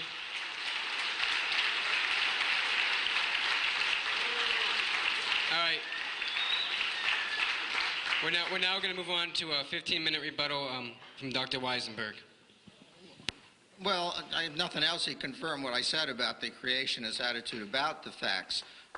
Look, what do we want? We want to have a lecture here about geology? Well, they'll bring in some geologists, right? We'll talk about, you know, the plate tectonics, and we'll talk about radioisotopes and measure radioisotopes. We'll talk about the actual fossils that are in those layers and how they in fact show a logical progression, historical progression, their history, a record of history, right? Now, I've been to fossil beds. He's probably been there. You know, it's really amazing to see, for example, you can go up the Catskills as I've been. There's fossilized coral reefs. I mean, there are coral reefs in middle New York State. Now, I can explain that from the combination of, plate tectonics and evolution. There's no problem. We have the data, we have the ages, we have the mechanisms. It's all there. I can go a little further away and I can find beds of trilobite fossils, thousands of them, embedded in what was obviously mud at one time. You can dig, and I would challenge my opponent. You can dig all you want in those fossil beds. You can dig, you can dig, you can dig. You will never find a bony fish or any sign of anything that came afterwards. Okay? He talks about dinosaurs. You know, the creationists love it because every now and then somebody will say they found a human footprint or something like that embedded with dinosaur fossils. Come on, there are thousands upon millions of dinosaur fossils. There are some 800, but the Dinosaur National Park thing's about 500 square miles or something. It's huge. And it's millions of dinosaur fossils and other fossils dating back to 100 million or so years ago. You won't find a trace of a human remain. And so, what the creationists do is they proclaim that certain things can't have happened. They say, oh, it doesn't make sense. It could not have happened. We've never seen this, right? And because they proclaim it, we're exposed to say, okay, we're just going to ignore all the evidence, ignore the geologists, ignore the physicists, ignore the chemists, ignore the paleontologists, because the creationists don't have the imagination or something, right? I don't know what it is, because I don't have any problem understanding how slow change contains a single cell. And by the way, let me say something about the banana and the dog, right? Here's an interesting fact. If you take and look at what's inside that banana and those dogs, they're awfully similar. It's cells. It's DNA. You know, you can take a picture of a cell. Now we can tell, I can tell an animal cell from a plant cell. But if I get an electron micrograph of an animal cell, for example, I can't tell if it comes from a worm or a person. All right? They look basically the same. All right? The same parts. It's like, you know, it's like saying if you've got a Lego set, all you can build is what's on the package, right? The little label on the package that shows you can build a truck out of your Legos. No, you can build all kinds of things out of those Legos, okay? And the people who study this, who do the math, who do the computer programs, and in my imagination, I have no problem seeing how you can do that in slow steps. And it's been shown that you can, in fact, do that. And the historical evidence says that's what happened. Now look, you know, this is the book I use in my class. It's a skinny little book because I didn't want my students to have to pay too much money. You know, it happens to be full of tons of data. I will point out there's actually the peppered moth story is not in here. Henkel's diagrams are not in here, but there's a ton of data. There's a ton of experiments and diagrams, and I mean, you know, 150 years of study of evolution, and it's still progressing. We still do it because you know why? We're scientists. He complains that, you know, things change, we're making new discoveries. Hello, we're scientists. That's what we do. We study nature, right? And so far, except for creationists making proclamations that we're all wrong because they don't understand it or they have some different explanation, the evolutionary biology is the best we got, and until they can come up with something better, that's what we got to teach our kids. You teach the best science.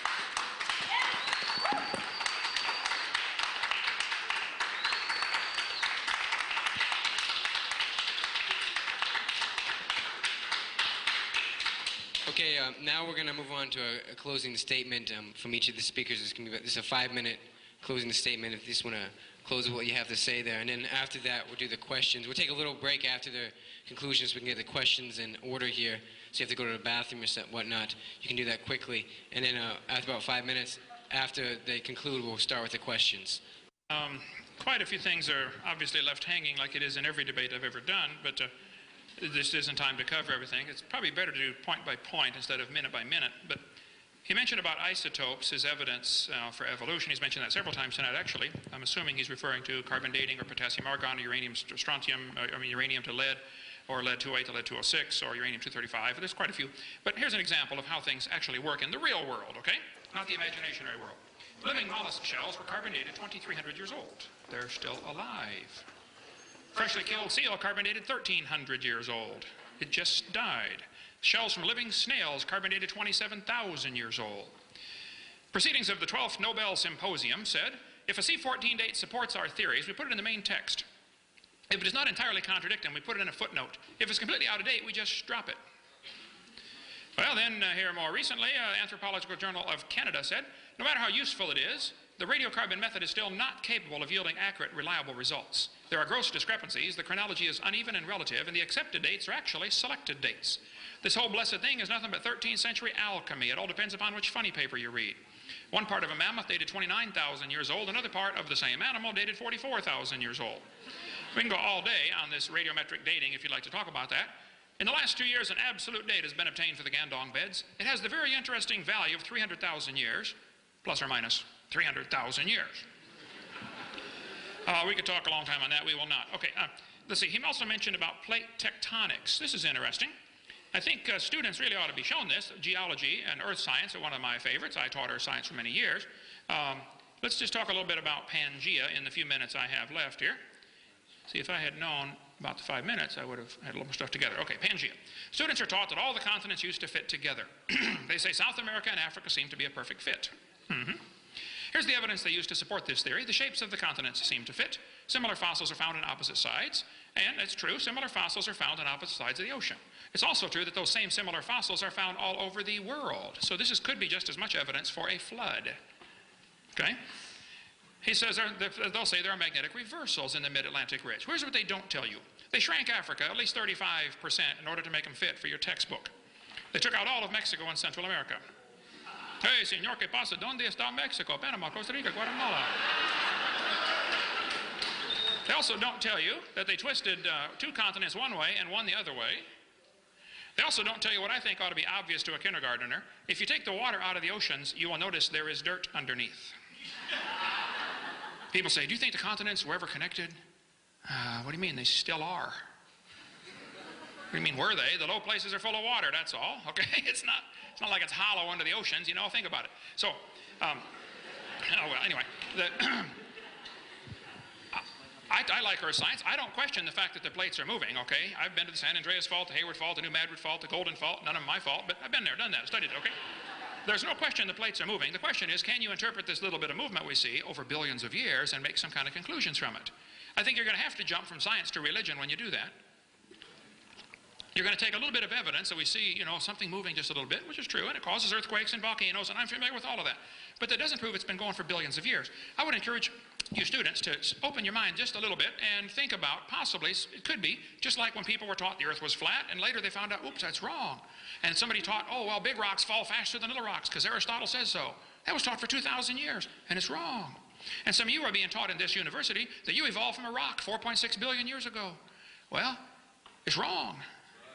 You were designed by an all-wise, super-intelligent creator who loves you and would like to forgive your sin and take you to heaven, but if you want to go to hell, that's your business, okay?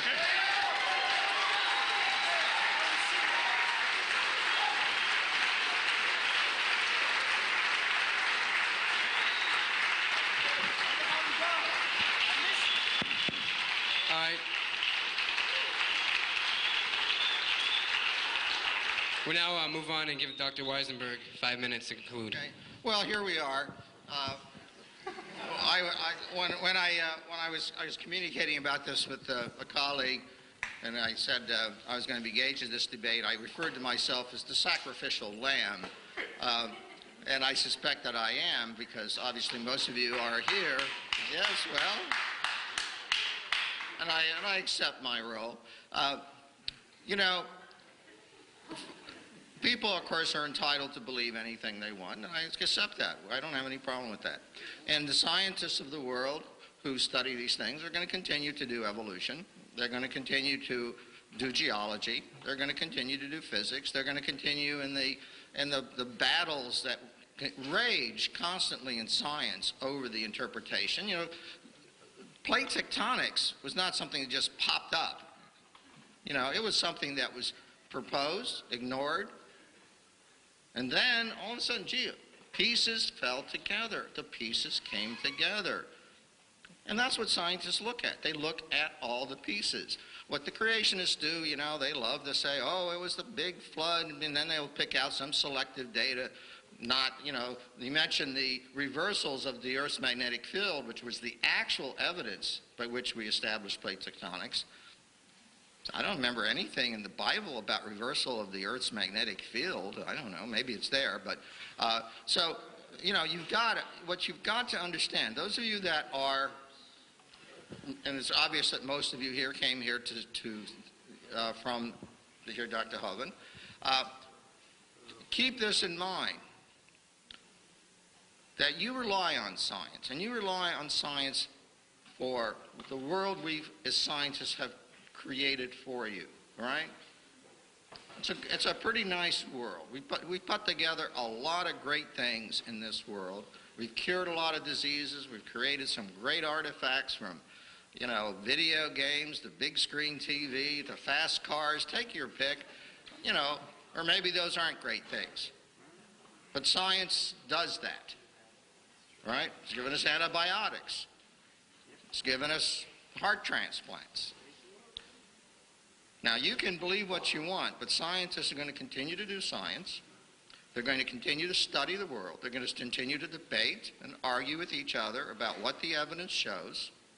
And until the creationists can offer better explanations, come up with some mechanisms that offer actual, believable results, because I'm sorry, you know, the hand waving you saw doesn't pass for real science. The real scientists are the ones getting their hands dirty, working in the lab, and I'm sorry, it's not just numbers. It's a matter of respect. I respect the people who come here who are religious and have deep beliefs in their religion, and I think that's great. And I'm not going to come up in here, for example, and argue that God doesn't exist and give you a list of reasons why God doesn't exist. Because, you know that he does, right? She does, excuse me. You know that she does. And frankly, we shouldn't be having that debate. Let the scientists do their science, and let whichever religion it is you belong to do whatever it does. Have your faith, enjoy it, cherish it, but let us scientists do our work and have our fights and have our arguments, and let our children learn the best science. Thank you. All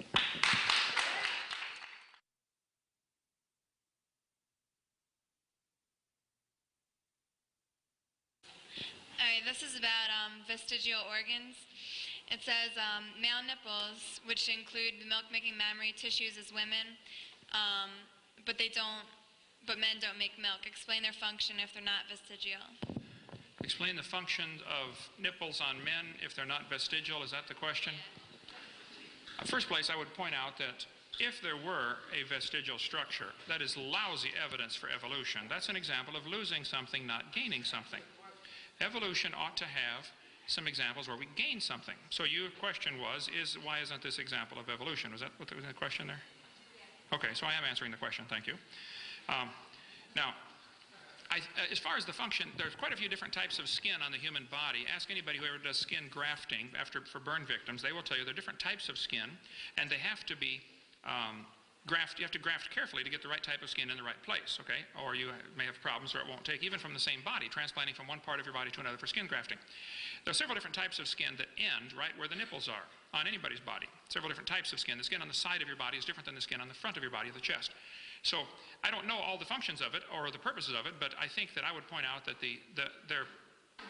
that question shows enormous faith in evolution, totally devoid of facts, because that is not evidence for evolution. Vestigial organs would not count as evidence. It is simply and it's not vestigial, by the way. Nearly all male mammals have these things, and whether they serve a function for transition from one type of skin to another, or for probably several things, several other purposes have been proposed. I won't get into all that now, but I think that there probably are reasons for it. But I think if you look at this historically, 200 years ago, scientists had a list of nearly 180 vestigial organs. They said you don't need your appendix, you don't need your tonsils, you don't need your adenoids, you don't need your pituitary gland, you don't need your thyroid gland, you don't need your thymus gland. They had 180 vestigial organs on the list. And that was supposed to be evidence for evolution. One by one, those things get plucked off the list as we realize the function of that, okay? So I would state my case and say that even if we don't know all of the functions of a particular organ or design, then that still is not evidence for evolution. In fact, it's just indication we need to study more. There are other functions we probably should not get into, other possible purposes, we should not get into, and maybe in a college classroom we could. Okay. Okay. And now we're going to move on to a question for Dr. Weisenburg. And the question is, how does the fossil record prove evolution, and how did the origin of life begin? Okay, that's actually two questions. Okay, two questions, and I'm going to answer the following way. First of all, fossils don't prove evolution. Okay? The fossil record is consistent with a story, a historical pattern, right? And that's exactly what paleontologists work at. They try and place the fossils in order according to the kinds of data that they accumulate, which involve a variety of kinds of evidence, geological evidence, chemical evidence, physical evidence. And you will see, because I follow this, they fight. Boy, do they fight. They fight bitterly over exactly where this fossil should go or that fossil should go, over exactly the kinds of transitions, right? Because that's what scientists do, okay? But always, because evolution has reached such a high level of reliability in that wherever you see that argument, you don't see somebody coming in and say, oh, this particular fossil is inconsistent with evolution. Because that just doesn't happen. That just hasn't happened. And therefore, it's not an issue. Okay? Secondly, about the second question, because there was two questions. When I teach this, I don't even talk about, I may mention origin of life once or twice. My textbook has a half a page on the origin of life. It's a big mystery. I wish I knew. There are several theories about the processes that might have, sometimes called chemical evolution, whether it's thermal vents or clays or RNA organisms. We don't know. I guess I don't think we're ever going to know for sure, because I don't think we're going to have a time machine to go back and look, and the traces of what happened 3.5 billion years ago are simply gone. Science deals with the world of real evidence, and we just never going to know. Okay, but that's separate from the issue of. I tell my students this. I've done this in my class, my beginning class, non-majors. I say, look, if you want to believe in creation, fine. Believe in the creation of the first living cell, and I have no problem with that, because scientifically, I don't have any anything really better scientifically. I don't happen to believe that, but I'll accept if you want to argue, say, hey, it was created. The first living thing was an act of divine creation. As long as you accept the facts, as I understand them, from all the various scientific studies 3.5 billion years ago, and the transitions that happened afterwards, fine. That's no problem for me as a scientist. And this person says, I'm still waiting for physical evidence and verifiable facts that your God exists, aside from the Bible, which humans wrote. If I understand the question correctly, you're asking for verifiable evidence that my God exists. I think that design demands a designer. If I was walking through the woods and found a painting hanging on a tree, and I looked around and could find no evidence of a human ever having been there, no footprints, no evidence at all, I would still conclude there was a painter. If I was walking through the beach, along the beach, and I found, John loves Mary written in the sand, I would never dream that the waves did that. I would assume that because these sand molecules or grains are arranged in a particular order, they are designed to give a message. So I would conclude that there was some level of intelligence here that created this. Now, that would depend on how intelligent Mary and John are, but there's some level of intelligence here. Design always demands a designer. A painting testifies there was a painter, whether you ever see him or not. A building is proof there was a builder. When we dig through the ground and we find evidence of an ancient civilization, if you just start in archaeology, you're digging down in the ground and you find some stones arranged in a circle. They conclude somebody did it. Because this is obvious, it doesn't happen as a natural thing. And the archaeologists look at this all the time, and they see evidence in the ground for a human designer. Why we can't look at the world we see through the microscope or the telescope or our eyeballs and see that there is a designer, the evidence is shouting at us. The watch is proof there was a watchmaker. Now, some people don't like that idea, because if there's a designer, then there might be some rules. And that's really what they're running from. Creation itself is evidence of a creator. I don't have to see the watchmaker to believe he exists. When I was in Japan a year ago, I did not get to see the guy who made the Casio Databank watch. But I believe there was one. I never saw the guy who designed this. As far as I know, this is the world's largest rock group. But you can ask any evolutionist, say, fellas, and I like asking the question, I'll say, do you think is there any possibility in trillions of years that these faces could appear on this rock by chance natural processes like exfoliation or thermal expansion or, erosion or wind abrasion?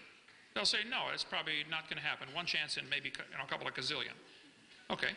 And yet, they think that George Washington himself, with 50 trillion cells in his complex body, happened by chance. Well, you're welcome to believe that, but that's not logical, and it's not science. It's pure religion, and you need to simply admit that. So they're always avoiding the design argument. In the textbooks, they say plants are adapted to their environment. Gills are an adaptation to living in water. Well, how did they adapt before? How did they live before they adapted the gills? Oh, for millions of years, they all died. None of them lived. Yeah.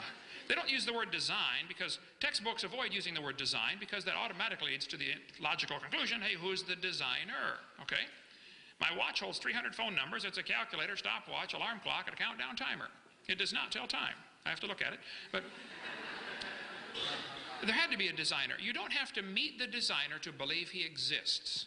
The creation is proof there was a creator.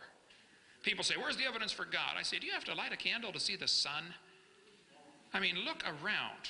How you can study biology and not see an incredible amount of design from the molecular level, through the cellular level, through the tissue, organ level, through the entire structure, through the interrelationship of symbiosis relationships, through the universe, the planets, going around the sun, and the incredible mathematics behind all this.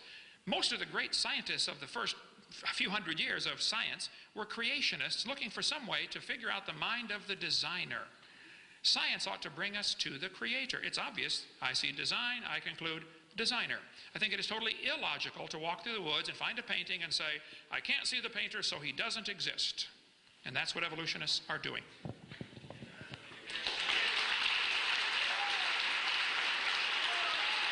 Okay. The next question for Dr. Weisenburg is, show us one transitional fossil that exists, or a proof of a transitional fossil. Oh, the transitional fossil story. Look, here's the harsh reality. There are many, many, many transitional fossils. They're in the museums. Go look at them. Oh, I didn't happen to have one in my pocket. I'm sorry. Did you bring God? Let me answer my question. Now look, every time something comes up, I had this our debate not so long ago, and of course you mentioned Archaeopteryx, which is a feathered dinosaur fossil, or a bird with teeth in its beak and dinosaur-like features. And of course, oh, that's a bird, no, that's a dinosaur. Well, look, what professional paleontologists do is they examine the details of the bone structure. They examine the teeth. They examine the ear bones. They examine, and what they do with that data is they create as best they can the pattern of change. And you can go into any journal of paleontology, there's lots of them, and you can look at that data if you're so inclined. That's what paleontologists do for a living. They work out those transitions. Okay? Now, the other thing about paleontologists in that job, it's awfully hard work for a very simple reason. When these events happen, the transitions happen, evolutionary theory tells us it happens in a very small population. It's the only possible way it could happen. All right? So there are some mutations, there's some combination of mutations in a small population, proves the fitness. The chances of finding those fossils are, in fact, it's hard, but they do find them. There are millions of them. No, I didn't bring you one, but if you like, sign up. We'll go to the museum together. We'll look at them, okay? That's not, I'm sorry. Look, what do you do with a feathered dinosaur? I don't know what to do with it. And by the way, yeah, there was a fraud, but after the fraudulent feathered dinosaur, there were several discoveries that are absolutely bona fide of feathered dinosaurs. So, that's just the way it is. And I'll say one thing also about this designer thing. I've been to the White Mountains. You ever see the Old Man of the Mountain in the White Mountains? Yeah. I guess that was the same designer. You can, in fact, you do see structures appearing by chance. And what evolution does is it selects those that work. That's all it does.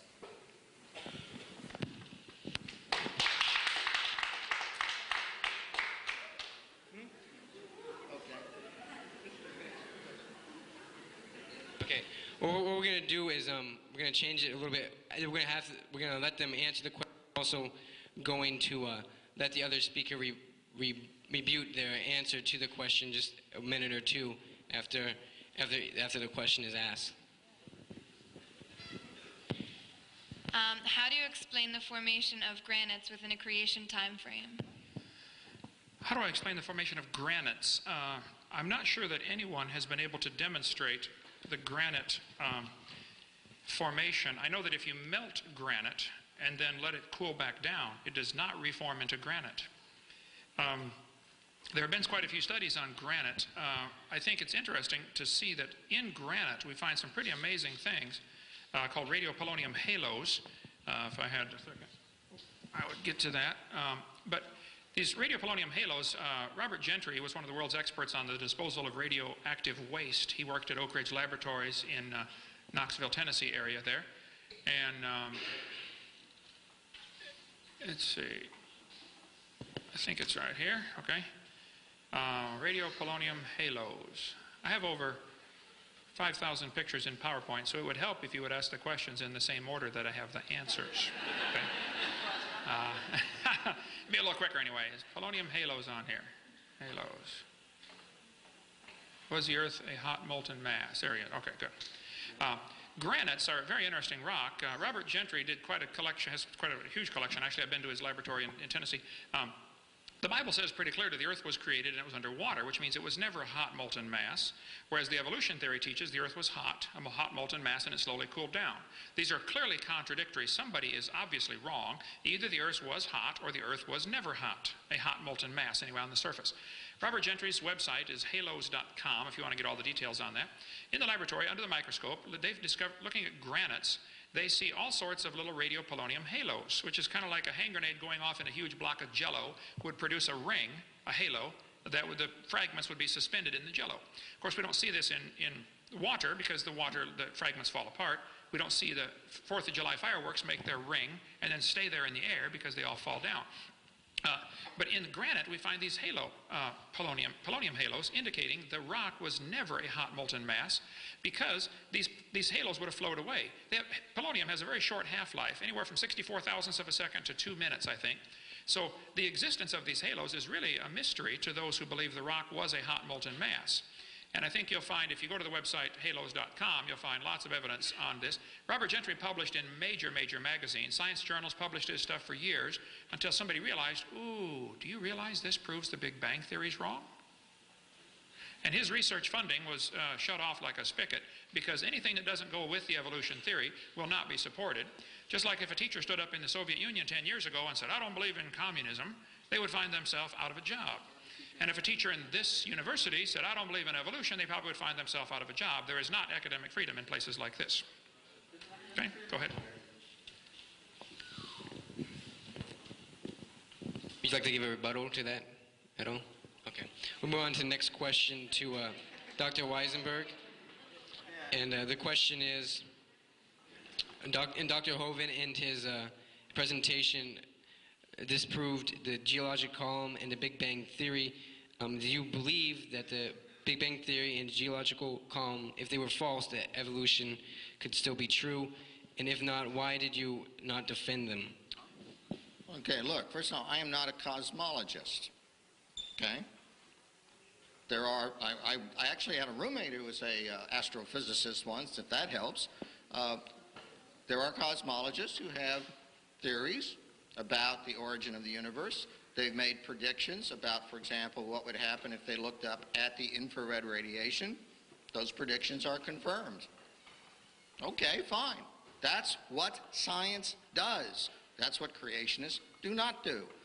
All right? Can creationism explain the infrared background? I don't think so. Okay?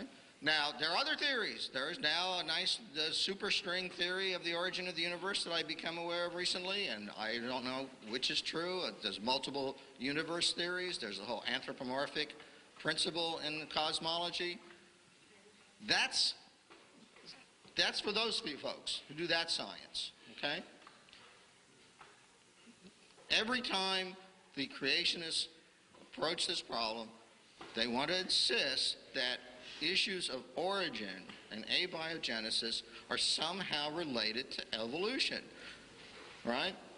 And they're not, and we tell them they're not. We tell them over and over and over again that issues such as the origin of life, the origin of the universe, are not related to the issue of evolution by natural selection. Those are entirely unrelated processes, and they are like brain dead on that.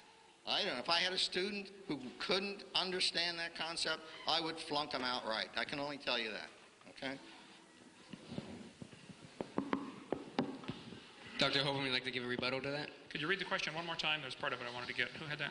It was, in Dr. Hovind's presentation, he disproved the geological column and the Big Bang Theory. Do you believe that the Big Bang Theory and the geological column, since they're being proven false, can evolution still be true? I think the Big Bang Theory is not even a good theory. It's a hypothesis. It does not explain a lot of things. It does not explain the origin of time, the origin of space, or the origin of matter, all three of which have to exist, have to be coexistent and come into existence at the same time. If you have matter but no space to put it in, then where would you put it? If you have matter and space but no time, then when would you put it? Time, space, and matter is called a continuum. They have to come into existence simultaneously, and the Bible covers that in one verse with 10 words in it. In the beginning, that's time, God created the heaven, that's space, and the earth, representing matter. God created time, space, and matter all at the same time. There's no other way it'll work. I've never met the guy that made this computer. This computer is purely natural components. I mean, there's not a little man running around in there changing the numbers on the screen. And it works on natural processes. But the fact of the matter is the guy who created the computer is not in the computer. He's outside of the computer, above and beyond the computer, okay? And the God who designed this world is above and beyond this world. He's not locked into the same laws that we are. He's not locked into the laws of time, space, and matter. He created those things. He can be right now in yesterday or today or tomorrow. He can be right now at all places at all times simultaneously. So that's the God that I worship anyway. So I see no evidence whatsoever. I've not seen any evidence presented tonight. I was going to try to find the slide. Like I said, I've got 5,000. I couldn't find it. Evolution is like a shell game where they put the pea under the nut, you know, and they move them around, try to get you confused. Oh, which one's got the pea?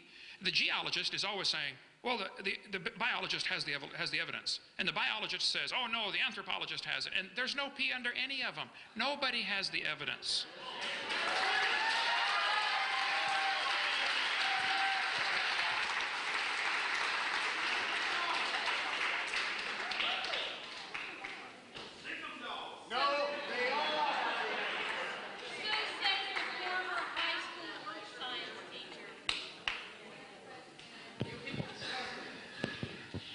Was oil and coal created through humans and plants impacted in mud by Noah's flood?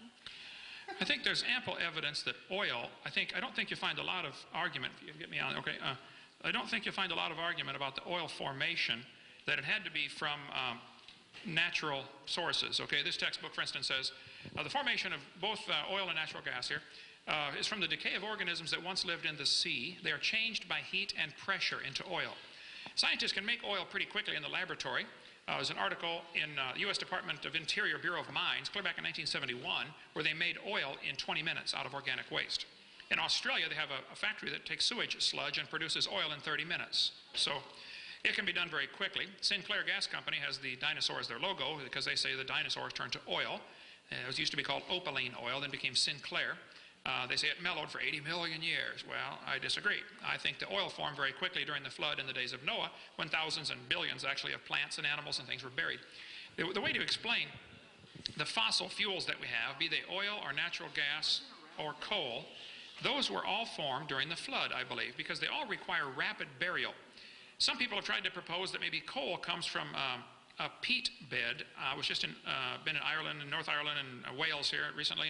And, there's a lot of peat over there. You can dig up your ground, dig up your yard, let it dry out, and burn it. It'll burn. It's very highly organic. It's a substance called peat. However, peat, as it gets compacted over the years, always has thousands, if not millions, of little root canals through them where something grew on top. When you look at coal, you do not find these root canals in the coal. Those who study coal, I think, will tell you that the coal had to form. I've got pictures on that here. Let's see. Coal formation. There we go. Coal had to form very quickly by probably huge mats of vegetation that are buried under deep sediments. Coal can also be produced in a few hours. In Organic Chemistry book here in 1984, they talked about how coal can be formed in 36 weeks, heating it just to 150 degrees centigrade. You raise the temperature, the time goes down. Coal can be formed rather quickly. I think the best explanation for the coal that we find in the world is during the flood in the days of Noah, there were huge vegetation fields floating around. Trees would get uprooted. They would float for years, like at Mount St. Helens. I just flew down to Mount St. Helens, Spirit Lake a few months ago. They have several million trees were blown into that lake. About 20,000 have now sunk to the bottom. The rest are still floating. It's been 22 years, they're still floating there. As they float around, they're going to drop off lots of vegetation. And during the flood in the days of Noah, you would drop off, vegetation fields as it drifts by. A few weeks later, it comes past again. By now, there are layers of sediment in between. And I think the best explanation for this strip mines that we find, coal is nearly always found in layers. And it does not have the root penetration from another forest growing on top of it. It's just simply, solid rocks of vegetation packed with no root penetration. So I don't think it's logical to say that coal formed from peat. I think it's more logical to say the existence of coal, and there are monstrous coal fields in the world, okay? I was in Spokane, Washington yesterday. There is a giant coal field just near there that is 10,000 square miles of coal 200 feet thick, containing all sorts of trees that are petrified, running all sorts of different angles. The best explanation for coal formation is a flood. The best explanation for oil formation is a flood when organisms that are living are buried real deep under enormous amounts of pressure. It can be done in the laboratory in a few hours. It takes a lot of heat and or pressure. That would be best explained by several thousand feet of mud and sediments and rocks being deposited on top of zillions of dead things. So I think the evolution theory is totally devoid of any scientific way to explain the formation of coal or oil in their slow, gradual, natural processes. There are enormous amounts of oil and coal in the ground, indicating the world before the flood was very different than we have today, with probably lots more trees and lots more people, lots more animals. Today the Earth is 70% underwater. Only 3% of the Earth's surface is habitable for mankind. Much of its deserts, tundra, ice caps, uninhabitable. So I think that the Bible says God created the earth to be inhabited. So my theory would be that the original creation had a lot more trees and plants and people when the flood came than we do today. And so probably if we dig in the ground, we're going to find oil and coal and natural gas from these decaying organisms. That would be a testable hypothesis. Okay, thank you. I guess I get it. Do you have a rebuttal for this? Well, I mean, this is one of these things. You can read in Scientific American the responses to this stuff. What can I say? You've got professional geologists who work for oil and coal companies, and trust me, they don't buy into this flood thing. And the poor miners who are stuck hundreds of feet underground in the coal mine accident recently in Pennsylvania, probably would be a little puzzled to learn how that coal got placed hundreds of feet underground, right? So, and in such thick layers, as he says. So, I'm always amazed by the creationists who are all of a sudden instant experts on things I wouldn't even pretend to be an expert about. Geology, oil geology, coal geology. Now, we had this little discussion earlier about who do you trust. I didn't wear my button. I was tempted. I have a big button that says, "Trust me, I'm a scientist." And I thought that little bit of self-humor might not have been understood. But, at some point in time, you either have to believe one or two things. Either all of the scientists that study all of these various aspects of the natural world have somehow lost their collective minds or intelligence, or they're part of some conspiracy, they're afraid of losing their jobs, I don't know what all, but there they are, they're publishing articles every week, thousands of articles come out, all of which are consistent with the same evolutionary picture, and apparently they're just all deluded. I don't know what else to say, but I can't sit up here, the creationists will come out, because they ignore any real facts, and they'll come out with some hypothetical that can be easily disproved, but not by me at this instance, because what do you have to do? You have to study geology, you have to study paleontology, you have to study genetics and molecular biology and anatomy and astronomy. okay? And I actually happen to trust most of those people that publish in those areas. I think they're probably pretty smart guys and pretty decent scientists. And I trust them a hell of a lot more than I trust creationists who's never specialized in any of those fields.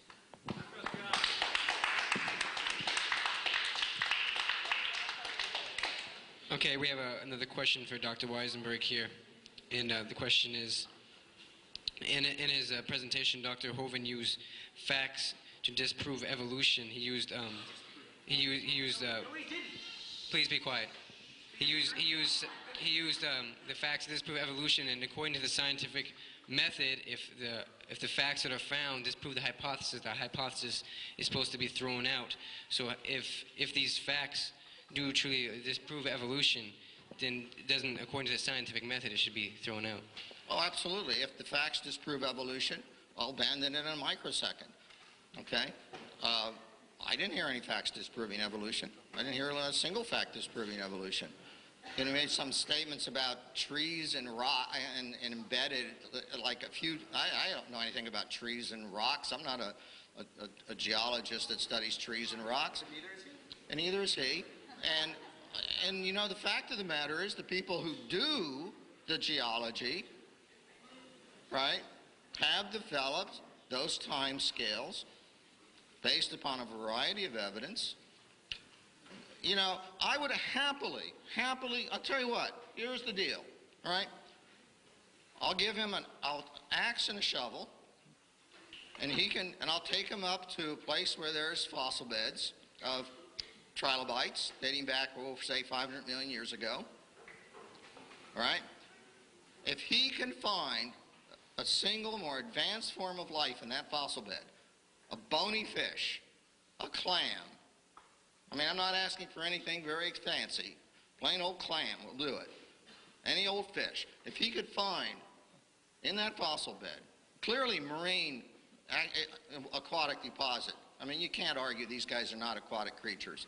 If he could find a single, just one, embedded in that rock, hey, I'll abandon evolution. Right on the spot. Okay? And you know what? Go for it. Do it. But no, creationists don't have that kind of evidence. They never will because they're wrong. That's all. All right. Well, I think you need to be reading some of the same scientific literature because these type of things have been found frequently, and I can get into that in a minute. But Darwin said, if my theory be true, then numberless intermediate varieties must have existed. You've stated several times tonight that there are thousands of missing links. This textbook says, since Darwin, many of these links have been found.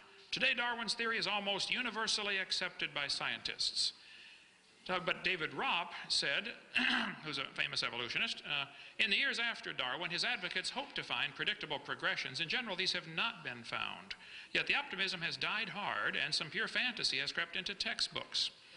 Berlinski said, there are gaps in the fossil graveyards, places where there should be intermediate forms, but where there is nothing whatsoever instead.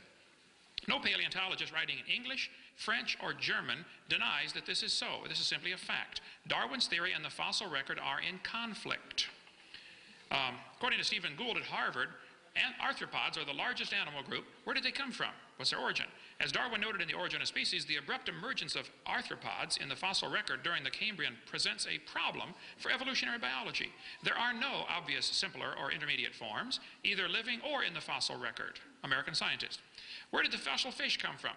Yet the transitions from spineless invertebrates to the first backboned fishes is still shrouded in mystery, and many theories abound. Where did the birds come from?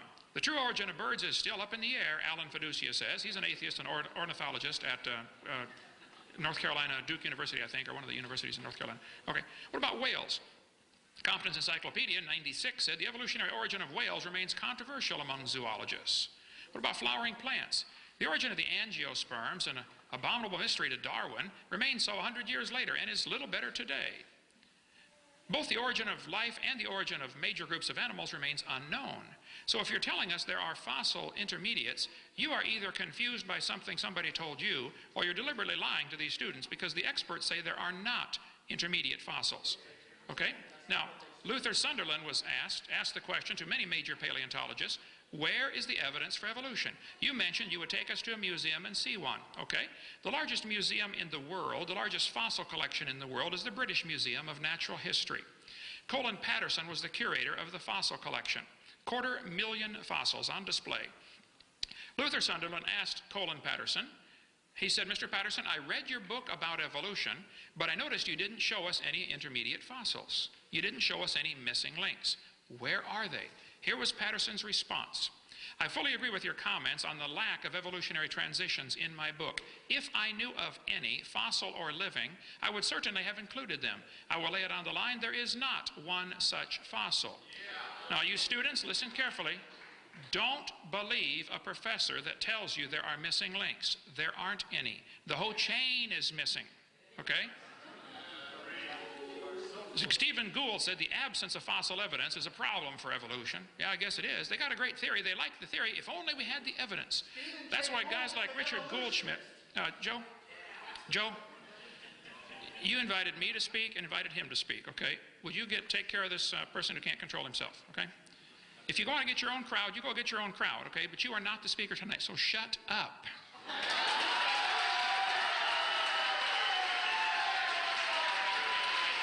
Now,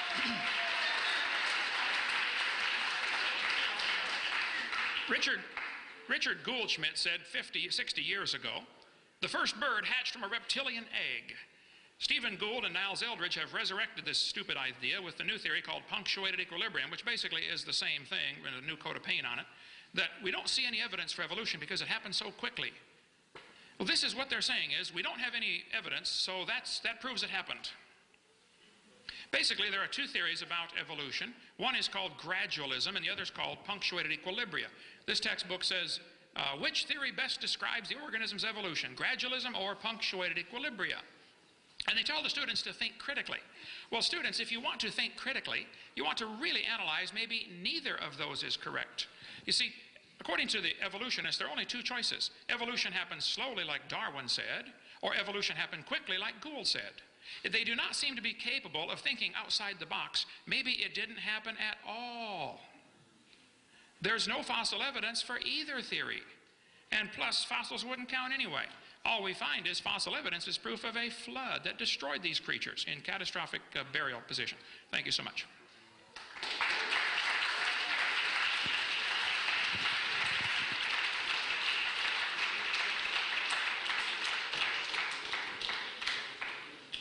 This says, what do you have to prove the flood as a scientific fact, and where could all of that water come from? Okay. Where did the water come from, and what evidence is there? What's the first part of the question again?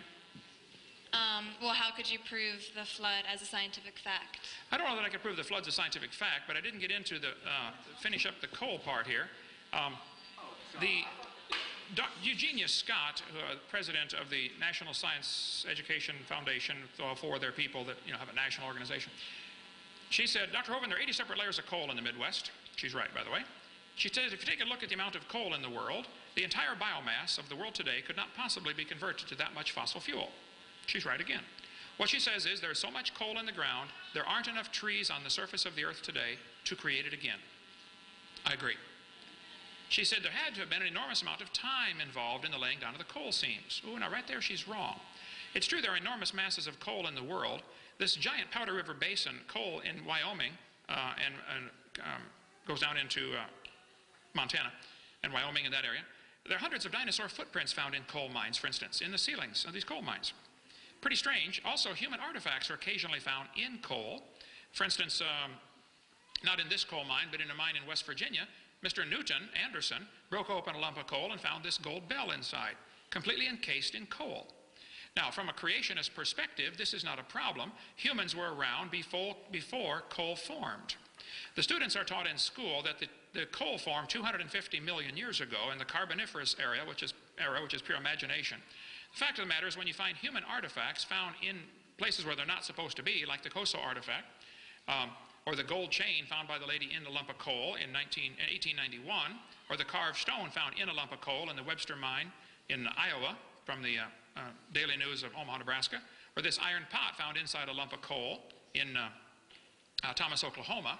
When you find human artifacts in coal, you ought to make you question that maybe what you're being taught is not correct.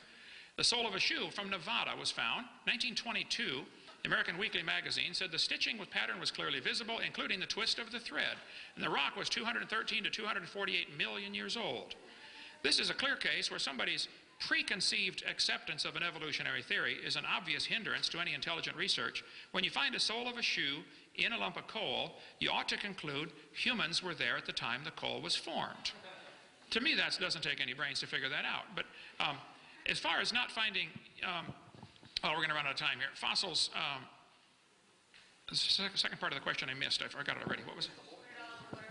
Where'd the water come from? I think there are three sources for the water in the time of the flood of the days of Noah. The Bible says the earth was founded upon the seas. It was actually, there was more water in or under the crust of the earth. Today, the Japanese scientists a few weeks ago just published in a magazine that there's probably more water in the deep crust of the earth now than there is on the surface right now. More water in the earth than on the earth, in all the oceans together. That would take me a minute to get to that, but the three sources for the water, I would say, according to Scripture, would be there was water above the atmosphere, according to Genesis 1:29. I can find that one real quick. And then there was water under the crust of the earth, again, according to Psalm 133 and Psalm 136, and I'll show you here. Let's see. Water under the crust of the earth. There we go. Psalm 24 says, the earth is the Lord's. He founded it upon the seas and established it upon the floods. Psalm 36 says he stretched out the earth above the waters. I think the original creation had a layer of water overhead to protect them, which is the only way you can possibly explain the existence of giant fossils that are found, giant fossil cockroaches that are 18 inches long that simply can't survive today. Giant fossil insects of all kinds are found. Giant fossil reptiles called dinosaurs are found. And giant humans. These things would thrive in the pre-flood conditions when there was water above the atmosphere. This water all came down at the time of the flood in the days of Noah, and the water underneath came to the surface when the fountains of the deep broke open. So all of the water for the flood came from up above or down inside, and it's still here. People say, where did the water for the flood go? Well, it's still here. The oceans are gigantic. I flew over to Pacific, and I told one of the guys in my office, I said, man, the Pacific Ocean is huge. He said, oh, that's just the top of it. That's a powerful thought. There's enough water in the oceans right now to cover this entire planet nearly 2 miles deep. There's plenty of water out there to cover the world. I think that after the flood, the Bible teaches pretty clearly that the mountains arose, the valleys sank down, the crust of the earth flexed up and down, the high places became mountains, the water rushed off and became oceans, and the water for the flood is still here. There's an awful lot of earth, planet Earth, that's basically wasted real estate underwater as far as humans are concerned, and they're finding all sorts of cities underwater. 30, 40, 50 feet of water, so 150 feet in the Black Sea, cities found. I cover all that in my seminar part 6 of how do you explain these underwater cities. And the water level was lower because the ice caps were bigger, but that's a seminar part 6 all about the flood, what caused it. Okay? Shut it off there. Would you like to have a rebuttal? That was really bizarre. That's the best I can understand about it. Look, one can wave one's hands. He can quote all the people he wants to quote who at one time or another may have said something or said something else. Science works in a certain way. Testable hypothesis, all right? Now, he's made some claims. Fine, he can make all those claims. Says, oh, this is because, the coal comes from, it was there when humans were there because there's artifacts in the coal. And I say, boy, I wish I was a coal miner. I could be collecting those old antiques, go on the Antique Roadshow and make some money. Come on. When you're talking about fraud, and he can rant and rave about somebody pinning some moths on a tree trunk because he wanted to get a good picture, and then he accepts that somebody found, what was that, a golden bell or something in a lump of coal? I'm sorry, give me a break. Okay. And this is the final question for tonight, and it's to Dr. Weisenburg. And it says, what Bible did you get your quotes out of? My Bible, actually, I downloaded off the internet, and I couldn't tell you because It's a Bible version, and I know there are different versions. I'm not aware how many. That's for scholars of theology, I guess, to tell me. The issue, of course, that the creationists will never deal with, particularly the fundamentalist Christian creationists, is how we would ever resolve and test the different creation views. Creationists don't want to accept any of the evidence from evolutionary biology. That's universally accepted by scientists. And I'm sorry, it is universally accepted by scientists. They don't want to accept that, right? So they come up with their own story. And I say, fine, I gave you a challenge. Give me some kind of test, because there's other creation theories, there's other Bibles, there's other holy books, right? And I don't know. I don't know how to choose. You got to give me some predictions, then you got to go out and dig up some dirt and find some evidence. You got to date some rocks, you know? You say it's 6,000 years old, prove it with some kind of evidence where you date the rocks. Evolutionists are dating the rocks. They have their techniques. They agree on it. They accept it. All the geologists, physicists, and chemists accept it.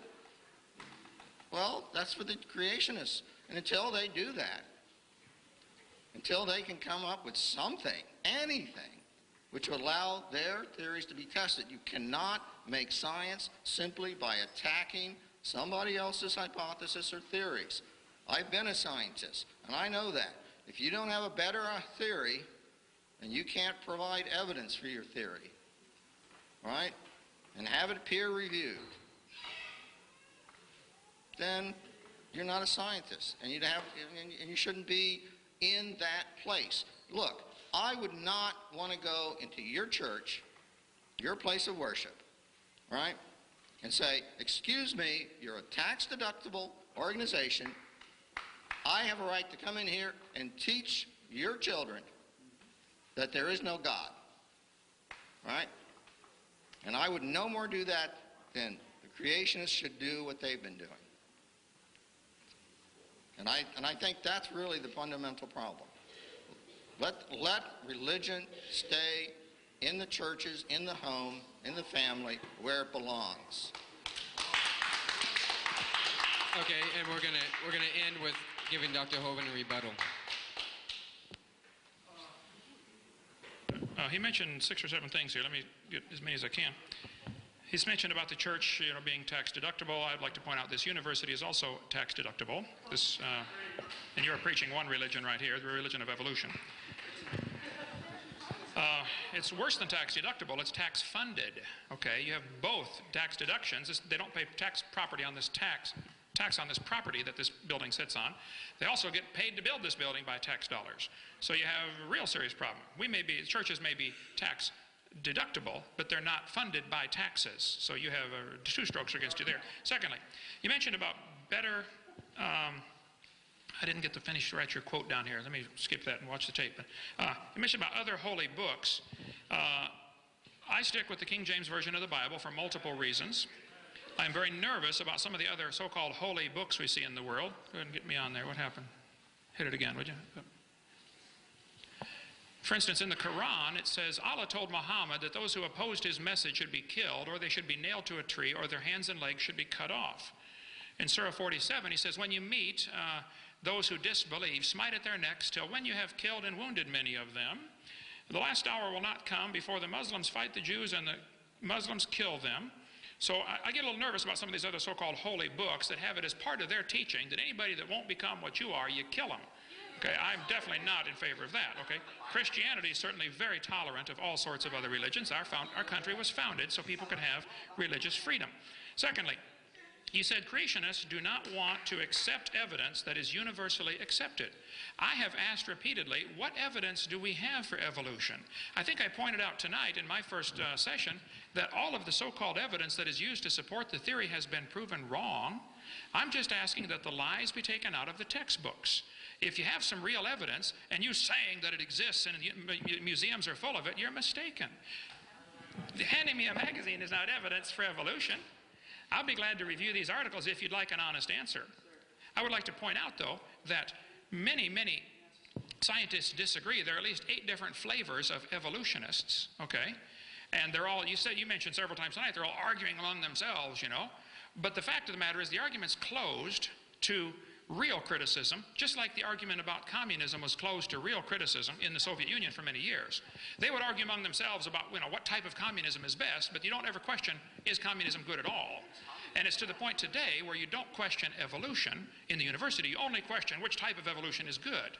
I think you have a very closed-minded society here in this university where they're only presenting evidence for one side. There is ample evidence this Earth is not billions of years old. I think that ought to be presented to the kids. For instance, the moon is moving farther away from the Earth every year. The moon gets about 3 inches farther away every year. Obviously, that means it used to be closer. If you go back in time, at some point you have a problem because the closer the moon is, the higher the tides get. You folks may not worry about the tides here, but in Pensacola you worry about the tides. The inverse square law makes a real serious problem. Actually, about 1.2 billion years ago, at the current observed rate, the moon would be touching the Earth. And here they are telling us it's 4 billion years old, or 4.6. That simply is not scientifically logical. There is ample evidence that the universe cannot be billions of years old. If it were billions of years old, that still doesn't solve the problem for evolution. There is ample evidence that life only comes from other living things. There is no evidence for spontaneous generation. I mentioned the 6 different flavors of evolution tonight at the beginning. All we see are minor changes within the kind. Now, if somebody wants to believe it was different long ago and far away, well, you just enjoy yourself. But that's a fairy tale for grown-ups, okay? I'm convinced, after studying this for 30-some years, people choose deliberately to believe in this theory, which is totally devoid of evidence, for all sorts of reasons. Some believe it because that's all they've ever heard. They've never heard the other side. Some believe in evolution because they hope there's no God to answer to. Some may have socio-political reasons because evolution is the foundation for communism and Marxism and Nazism. We cover that for 2 hours on videotape number 3. Some simply don't want God telling them what to do. Now, you do whatever you want, but Judgment Day we're going to find out who's right and who's wrong. I am convinced the scientific evidence points to a recent creation 6,000 or 7,000 years ago, a global worldwide flood in the days of Noah, which represents God's authority to judge his creation, and he's coming to judge it again, whether you like it or not. Be ready for that. Thank you so much. We hope you enjoyed this debate. This is Kent Hovind in Pensacola, Florida. I really enjoy doing these debates at universities because I think it's only fair that students see both sides of this extremely important topic of creation and evolution. All they're getting is one view. They're being brainwashed. They're being indoctrinated, not educated. If you're a student and watching this tape and you'd like to set up a debate, I'd be honored to come debate at your university. I'll take on any professor anywhere. If you can call my office and set up a time, we'd be glad to do that. Or I'll be glad to do a telephone interview with your class. If you can set up a system where I can answer questions with an entire class by phone, you can call. We'll do that through my cell phone or whatever. I'll do it anytime. I want to be I want to be helpful to students that are being indoctrinated in this one view. If you're a professor and you're watching this tape, I'd be honored to come speak to your class. I don't charge anything for my seminars. I'd be glad to come if I'm in your area. I'll take any questions any students have. I think it's really a wise thing to do to educate students, to get them to see both sides. None of our material is copyrighted. If you'd like to get our materials, we have lots of videotapes on creation and evolution, and I think you'll find it very helpful. If you are watching this tape and you've not trusted Jesus Christ as your Savior, nothing else matters. It doesn't matter how much money you make or how big a car you drive or how big a house you have. The Bible says without Christ you're lost and you're going to hell. The Bible says God is angry with the wicked every day. God absolutely hates your sin and my sin. But see, mine has been forgiven. I'm still a sinner and I deserve hell, but it's been forgiven. That's the difference. And that's what he wants for you. If you've not trusted Christ as your Savior, you need to do that right now. Basically, it amounts to a simple confession that you've confessed to God, Lord, I have sinned. I have broken your laws. I've sinned. I've disobeyed you. And if you don't believe you have, then you're really deluded. Okay, read through the Scriptures, read through the 10 Commandments in Exodus 20, and you'll see you've broken God's laws. And then you say, but Lord, I believe you died for me, and I'd like you to forgive me and save me. February 9th, 1969, I prayed a simple prayer. I said, Lord, I am a sinner. I know I deserve to go to hell, but I know you died on the cross to pay for my sins, and I'd like you to forgive me and save me right now. And on that day, Jesus Christ became my Savior. Now, I've been trying to grow and be a good Christian and be a good follower of His. Don't always succeed at that, but that's the goal now, is to grow, to be a good Christian. You don't grow to become a Christian. You become a Christian by getting born again. That takes a few moments of receiving Christ. Growing takes a long time. And we'd be glad to help you in your Christian growth. If you have become a Christian, give us a call. Let us know. If you can be any help at all, don't hesitate to contact us, and feel free to use our materials to draw others to Christ. Thank you so much for joining us.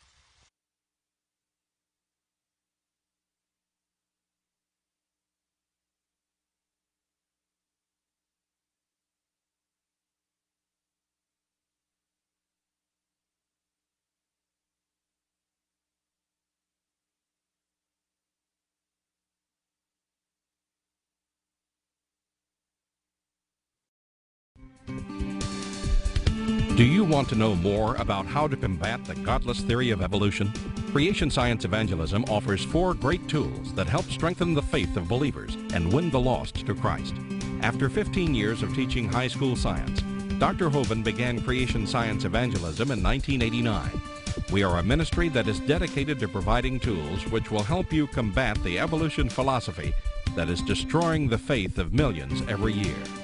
The first tool Creation Science offers is their powerful, life-changing video series. Over the last 12 years, well over 1 million videotapes of Dr. Hovind's seminar have circled the globe. They are reaping a harvest of souls for the kingdom of Christ, as well as helping restore the faith of many thousands confused by the evolution propaganda to which they've been subjected. These videos are available in English, Russian, French, Spanish, Japanese, and sign language. The Age of the Earth, first of the 7-part series, teaches that God created the universe about 6,000 years ago in 6 literal days. Could this be true? Can it be scientifically proven that the Earth is not billions of years old? This tape gives solid scientific evidence that the Earth is young and that the Bible is scientifically accurate. How did the environment of the original creation differ from ours today? And how would this allow men to live over 900 years? Can Christians have a good explanation for the existence of dinosaurs? Could some dinosaurs still be alive today? These and many more questions are covered in the 2nd and 3rd part of the series. Evolution has permeated public school textbooks with false and fraudulent information. This video exposes nearly 30 lies commonly found in textbooks. Every public school student, teacher, and school board member needs to watch part 4 of this series. Find out if you have been lied to in your textbooks. Discover the terrible difference evolutionary beliefs have made in the past as well as in recent history in our video number 5. Dictators throughout time have used their evolution-based philosophies to rationalize their brutal actions. Learn how evolution propaganda is being used today to prepare people for the New World Order. This is just a taste of all the information the 17-hour seminar series has to offer. Also available are college courses that expand on the seminars in great detail. For those who can handle a more confrontational atmosphere, our debate series is just for you. I said, now, Mr. Patterson, if you think the tailbone is vestigial, I, Kent Hovind, will pay to have yours removed. Dr. Hovind has debated a wide range of atheists and evolutionists all over the country. And you're sure to find these 12 debates very exciting. These would be perfect to present to that scientifically minded person who likes to argue their point. Our topical series includes exciting topics like why evolution is stupid, public school presentation, children's video about dinosaurs, the Bible and health, Leviathan, the fire-breathing dragon, and many more. Creation Science also offers a variety of visuals, like the longevity chart, which presents the entire lineage of Adam to Joseph as given in Genesis. It's exciting to see exactly how many generations were alive at the same time. Hundreds of books on a variety of subjects, videos on incredible creatures that defy evolution, t-shirts, fossils, and more. Make Creation Science Evangelism the one-stop shopping center for your creation material needs. Our 2 websites, www.drdino.com and www.dinosauradventureland.com, provide our second tool for evangelism. drdino.com is packed with lots of information, from charts and graphs to articles and frequently asked questions. This is also where you will find more information on all of the products CSE has to offer. DinosauradventureLand.com is great for the kids. They can play lots of fun games and see unusual rides and activities located at Dinosaur Adventureland in Pensacola, Florida. Thousands visit our sites regularly to gain insight into God's creation. The third tool available to you is the live seminars conducted by Dr. Hovind and his son Eric. Since 1989, Dr. Hovind has held seminars and debates in hundreds of churches, schools, and universities in 49 states and 30 foreign countries. His fast-paced, illustrated seminars cover diverse topics such as evidence for a young Earth, how long Adam lived, dinosaurs living with man, where races came from, radiometric dating, and much more. Our fourth tool is the new, exciting Dinosaur Adventureland. Many thousands have come from all across America to visit our museum, creation bookstore, science center, and theme park, where God gets the glory for science. Our unusual swings, rides, and activities each have a science lesson as well as a spiritual lesson. Captivate everyone from age 4 to 94.